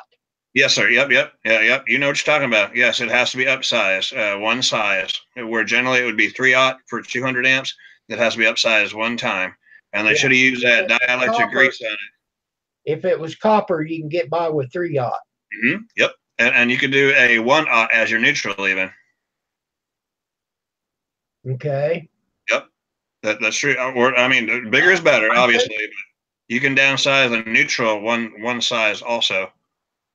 I think it's 4 all the way Oh, okay. through. I'm not positive on that. Okay. Yeah, they don't care what's after that meter. It's all on you there. They just want to know that that you're getting charged for whatever runs through that wire. Yeah, they don't. That's why he wasn't worried about or inspected the inside. As he ain't worried about it. It's not his scope of work, and he can't tell you anything about it anyway. But those suckers, they act like they are the gods of power because until they get ready, they ain't coming out, you know. And then there'll be like 3 or 4 people, and it's like one guy's working, you know how it goes, you know, like a union job or something. That's the way they do around here, anyway. No, they replaced all the power wires in our neighborhood. They replaced all the poles, and then they upsized the wires. I don't know if there's going to be just like a dead end neighborhood, as best I know. It's not like it goes through here, you know. But unless they're planning on having more load on it in the future, I don't know why they did it. I mean, unless they were just replacing the poles and they figured, okay, hey, while we're here, let's go ahead and upgrade the wire because it was much larger wire than what they had up there to begin with. Now let me tell you a scary thing about our old electric. Our neutral was a stranded Uh-huh. wire. Yes, sir. Okay, when he took it loose, and then of course we took it all down, Mm-hmm. there was 3 strands connected. Oh, They were geez. so brittle that they broke. Wow. Yeah, yeah. That neutral, it returns the power back. It's like it's alternating current, so it goes out on. I don't want to confuse you. Okay, at the top of your panel, you're going to have like one hot here and one hot here. We Right. call those phases, and so it goes out A phase and then comes back on that neutral, and then goes out on B phase and then comes back on that neutral. Exactly. So you could actually share 2 circuits with. So say you had a Romex wire and it had a black, a red, a white, and then a green or bare as your ground. So you could actually share that neutral between these 2 circuits. Maybe this one here could be to one bedroom, this one to another bedroom, but then the whites to both of those both go back to the one white from your panel. So that sharing the neutral, but they never, as long as they're on separate phases, they'll never come back on the neutral together. And then any of your 220 stuff is all just 2 hots. The only thing different to that is like dryers now, they have a neutral also. And what that does, the neutral is just to run what they do in the dryer is they rob a little bit of power from the hot, and they use that neutral to be able to do controls that are in there, your timers and controls and stuff. Goodbye. Oh, I'm sorry. Well, Bye. I'm listening to you, but Okay, I'm wasn't even watching the chat. Bye, Gene. Take care, buddy. Yep, But the green yeah, is just an equipment ground. but that And, was and we that was really stupid. And you could see that wire, oh yeah, I mean it is. Yeah, at some point you were going to lose it. It was just a matter of enough load on that thing, and because it's not whatever size it was, because there's only 3 strands left, you don't have a 1/0 wire there anymore. Now you got like a number 6 wire, Yeah.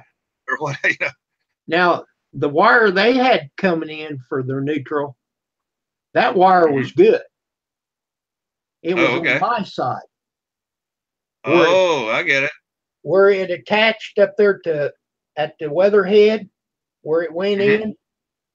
Yes, sir. The wires was bare. Right. You know what I'm saying? Yes, sir. Yeah, yeah. Now, all the wires coming in from the through the weatherhead are all 4/0. Okay. Okay.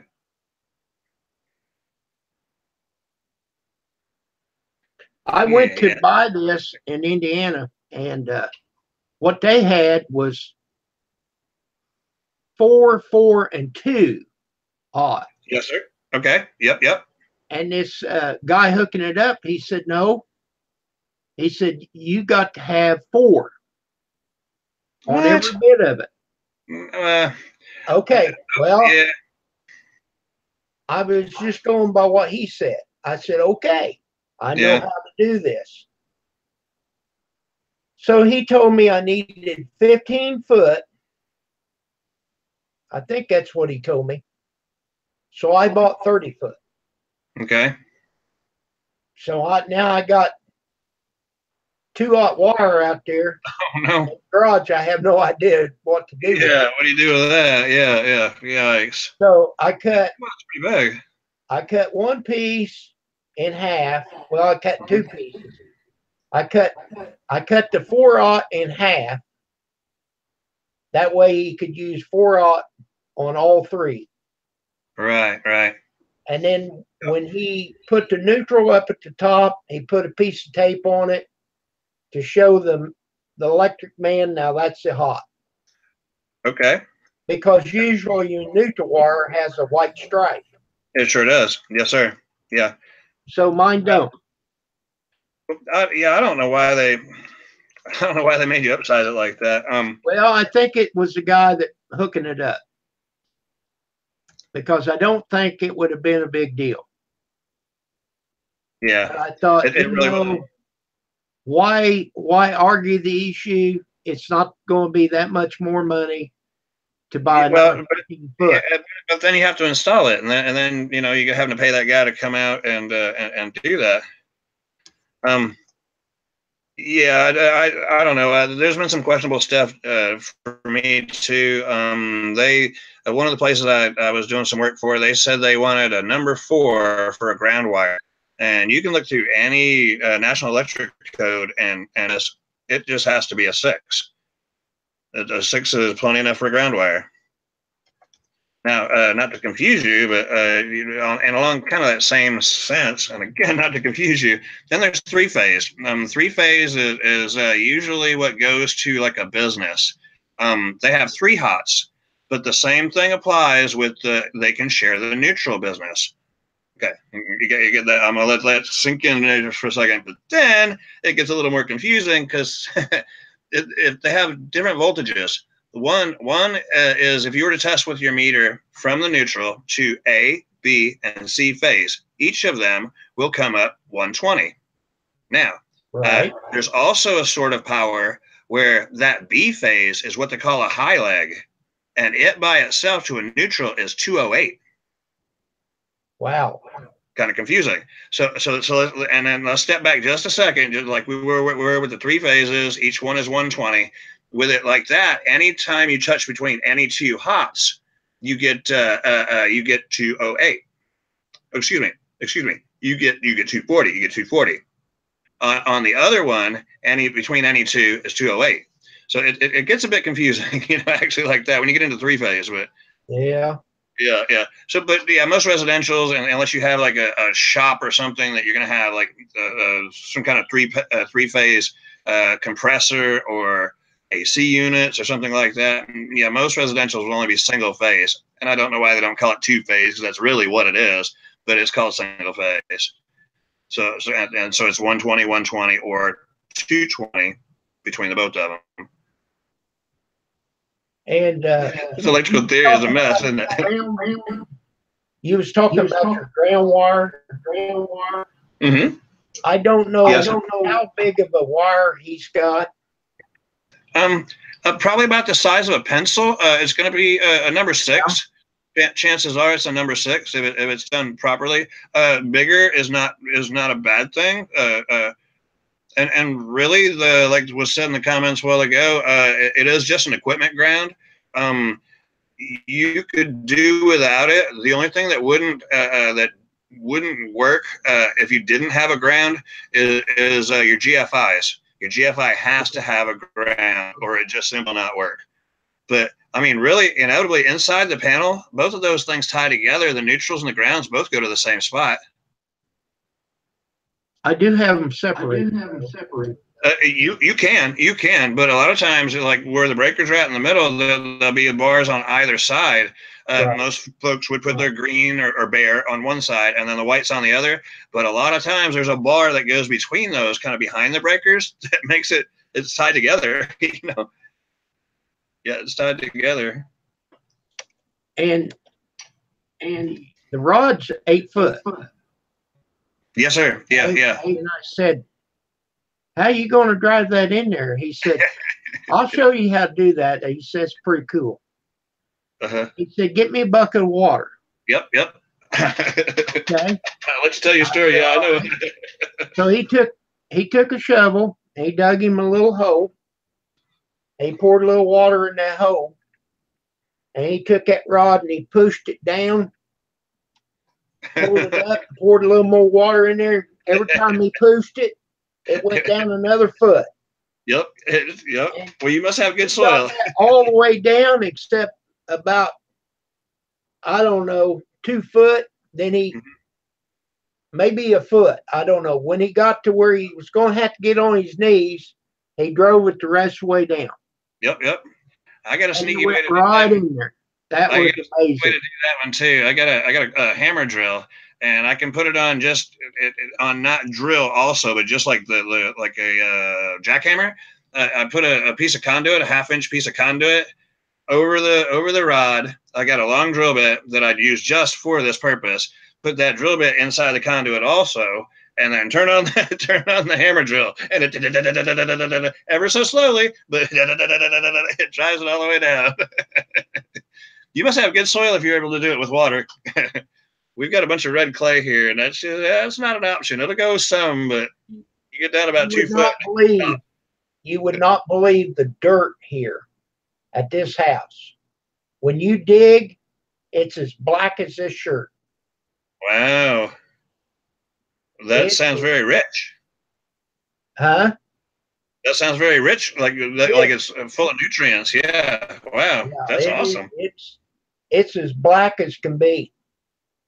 Awesome. Yeah. I hate driving ground rods because you got to be on a ladder to begin with. If you're doing it the old-fashioned way, you got to be on a ladder to begin with because it's 8 foot tall. He just did it by hand. Yeah, that's awesome. I thought it was pretty cool. Mm-hmm. And then, of course, the wire, he put it in a piece of plastic conduit. Okay. And if you go out there and look now, you can't see anything. Oh, okay. He drove the rod and put the connection below ground. Oh, okay. Nice. So he said, now don't cover that until they get going. Yeah, right. He said, because we want the electric band to see how it's connected. Yes. Yeah, there's a particular clamp that goes on there that is for being buried. Yeah, they're actually rated. Yeah. Yep, that's good.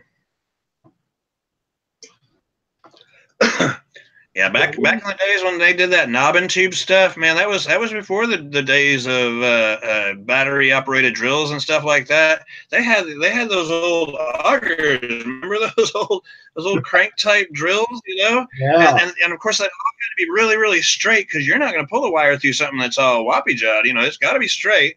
And then all the tubes have to go in a certain direction. Because remember, they're straight at one end, but then they got like a knuckle or whatever. They got like a head to them or whatever. That's so that they don't slide back through the joists. So you got to put. So here's the wood. It goes through like that, but that other end keeps it from coming all the way through. So you got to know which way you're pulling your wire. If you did it backward, then every time you pulled your wire, you'd be pulling that insulator out of the wood. So you had to be thinking about it, Yeah, that was a tough job back in the day. That was it wasn't easy. And plumbing, that's another deal. They back in the day, they didn't have no place to break it. They just screw one in, you know what I mean? Oh, right. Yeah. They didn't use the unions. Not very many. Before unions. Well, I've got a place down there to where when the lines cross, it comes up to like a coupling, and it used around the other pipe. Have you ever seen that? I guess okay, not. like you got one water line going this way, and you got another one coming this way, and it's like a coupling, but it circles around that piece of pipe. I'll be darned. So that way, both pipes are at the same height. Right. So that way, that one pipe don't have to go underneath that one. Okay, that makes sense. Yeah, I mean they used a lot of die cast, cast iron when it come to a lot of the septic ones. Everything was in die. All the oh yeah. Yeah, for the sewer part of it. That had to have been a pain in the butt. And then it went to the fresh water was done in copper, where all the fittings had to be sweated together, kind of welded together. And hell anymore, it's all that PEX or whatever it is, that plastic stuff. And they stick a the ones that I've seen anyway. They stick a tool in there, and it's like a cone, and it just opens, and they push it a little further, and it opens, and they put the connector on there, and then it just closes by itself because it was just forced open, and that makes a connection. Right. Well, Now, what little plumbing I've done here, I have used copper tubing. Okay. Yeah. Can't go wrong with that. If I have to change it, I will find a place that I can cut the pipe, put a adapter to go to copper tubing, Right.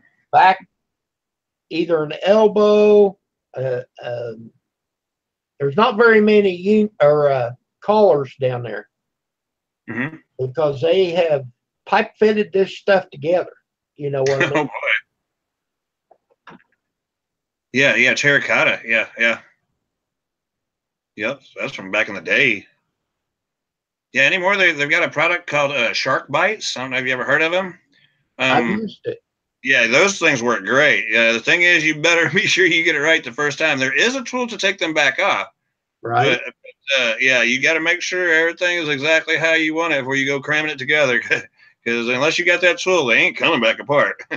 Right. They ain't cheap either, but they work really well. Where my water line comes in, I've got a main shut off down there, but every time you mess with it, it's hard to turn, and then when you open it or when you shut it and then open it, it'll leak. Okay. Oh, yeah. And it's right over the medicine cabinet downstairs. Yeah. Okay, the medicine cabinet was put in there later. So I went back, further back toward the supply, you know, in another room right there. And I found out what size it was and bought a Shark Bite shut off. Okay. Yeah, yeah. So then I went to the city and I said, how do I do this? He said, when you get ready, we'll come out and shut your line off because they don't want you messing with it. Right, right. I said, okay. Yeah, the curb stop. So he shut it off. He said, take your time. He said, I got to make some phone calls. He said, I'll come back and check on you. And I cut the line and put this in there. It works slick. Yeah, they do. So now, when I go to change my water filter, I can just shut that off. Sure. Go open the cold water in the shower. Yep, yep. Downstairs. Everything's downstairs. Switch the filter out and turn it back on. There you go. Yeah, yeah. No problem. And the other one, the shut off that I have, it's still there. It works. Don't mess with it. Exactly. Yeah, I remember having to if it leaks out of the handle, you would be able to of course shut your water off, but you would undo that little nut that where the stem comes up to the handle, and you had to pack it with it was like a string, but it was like a graphite string. And that remember those? You ever had to do that or whatever? No, I've never done it. But you get that old string out of there, and you'd repack it with that graphite string. And then when you put the cap back on it, it like squishes it and makes that connection to where it doesn't leak again. It's like a graphite string. I hate plumbing myself because it seems like you're always short one piece, and it's a piece that's going to be cheap too. It's going to be a 69-cent, something that you missed because you didn't make a good material list. You got to go all the way back to town to get that one stupid little thing. So if I have to do any plumbing, I get a handful of them. That way I got another one for later. Right. Or your pipe glue, because we got lots of PVC here. Your pipe glue is dried up. It never fails. Hate that stuff. But that string you're talking about was called oakum. Oh, okay. All right. So obviously you've done this. Yeah, I didn't know the name of it like that. Yeah. Well, see, I worked at the lumberyard, so it's got hardware too. See, and that was what they used to use for their cast iron pipe. Oh. You follow me? Yeah, yeah. You take them two pipes and you put it together and you stick that oakum and drive it down in there. And then you pour lead around, and that oakum kept that lead from going on into the pipe. Oh. You've never seen that done? No, sir. I sure haven't. Huh. Look it up on YouTube. It is pretty neat. Okay. Yeah. That's some old school technology. Yeah, yeah. And I don't know how they did it. Some of it, you know, they have to turn it down somehow.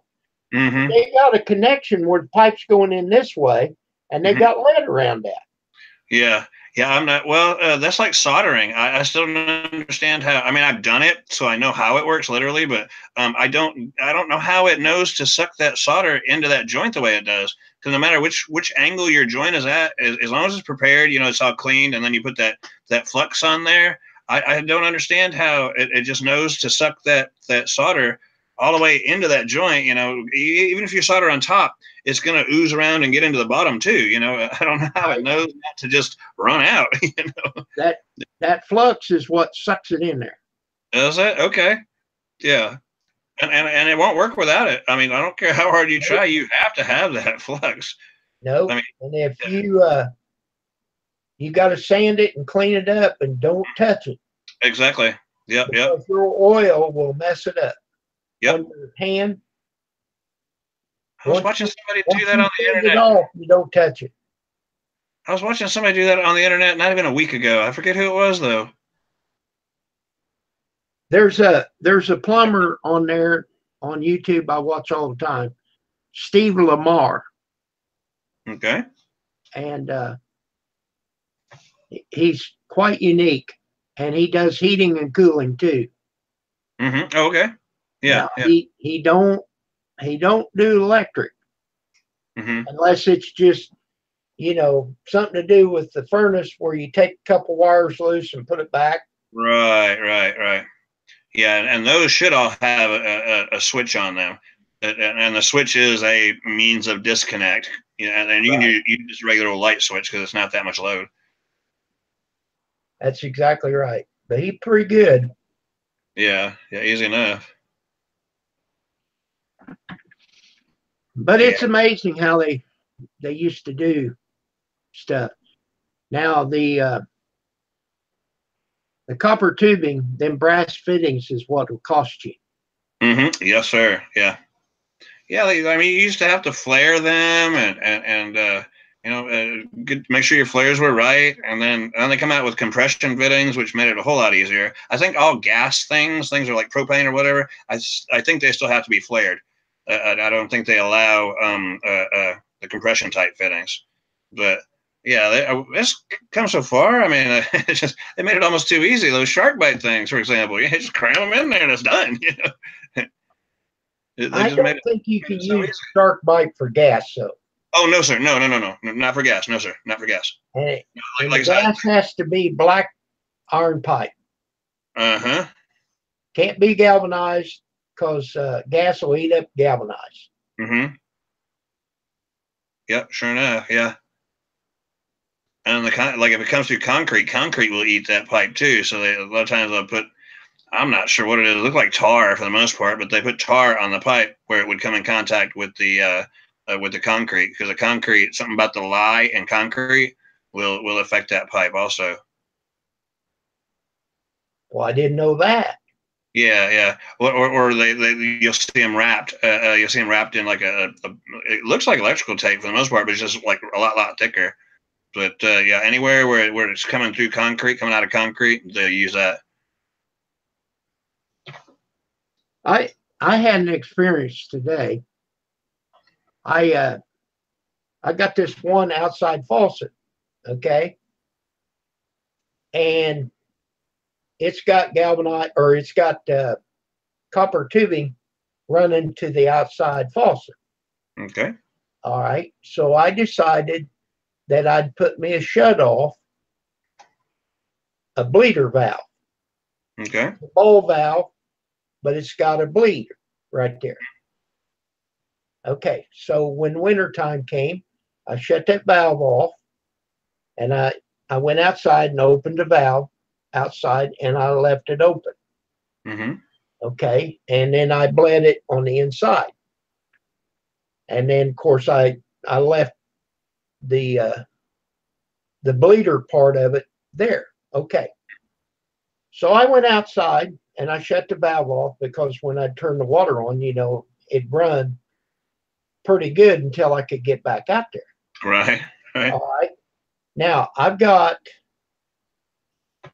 if you can understand what I'm talking about, from that outside spigot to the valve inside is about 4 foot. All right. All right. So I got the valve shut off on the inside and the valve outside open in the wintertime. Okay. Okay. So I shut that valve off outside and come in and turn the water on and made sure that valve, okay, no leaks there. Okay. But when I went out there to turn that on, there had been bugs or something get up in that line and plugged it up to where I couldn't even get water to come out of it. Holy mackerel.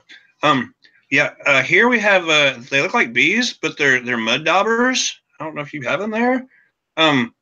If it's anything that about the size of a pencil or bigger, they'll get in there and they lay their eggs and then they pack the rest of the hole with mud. Just anything that's got a hole, you want to put a piece of tape over it. Otherwise, those damn mud daubers will get in there and they'll stop it up. I don't know if y'all have them there or not. Now, next winter, what I'm going to do is I'm going to do the same thing, but when I know that I got the water out of there, I'm going to shut the valve back off outside because there won't be no water in the line. Right. And something will make a home in there. Well, it won't go in if I keep the valve outside shut off. But man, it plugged it up. I got it going. There you go. I thought, what am I going to have to do? Break that loose and take it apart? Right. And it just trickled, It just wasn't enough to clean it out. A little better, a little bit better. Yeah. Yeah, it's those dang mud daubers. Bye, Pretty and Blue. Bye, Kelly. Oh, bye, Kelly.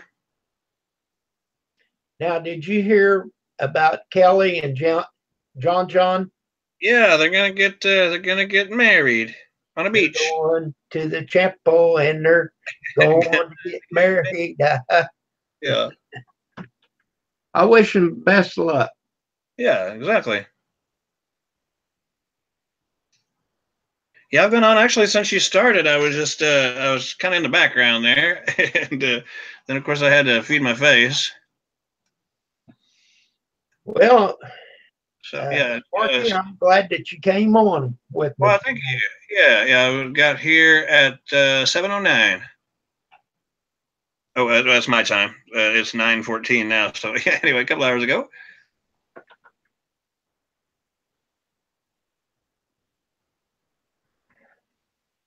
Well, Sparky, we've only got 4 viewers, but I believe I'm going to shut it down. We've been over 2 hours. My goal was 2 hours. Oh, well, you did it. And of course, I got 2 dogs. I got to get them taken out. Yes, sir. Oh, I understand. Yeah, there's more to life than this silly computer. Oh yeah. But it's been fun. Yes, sir. Well, thank you so much for having me. You betcha.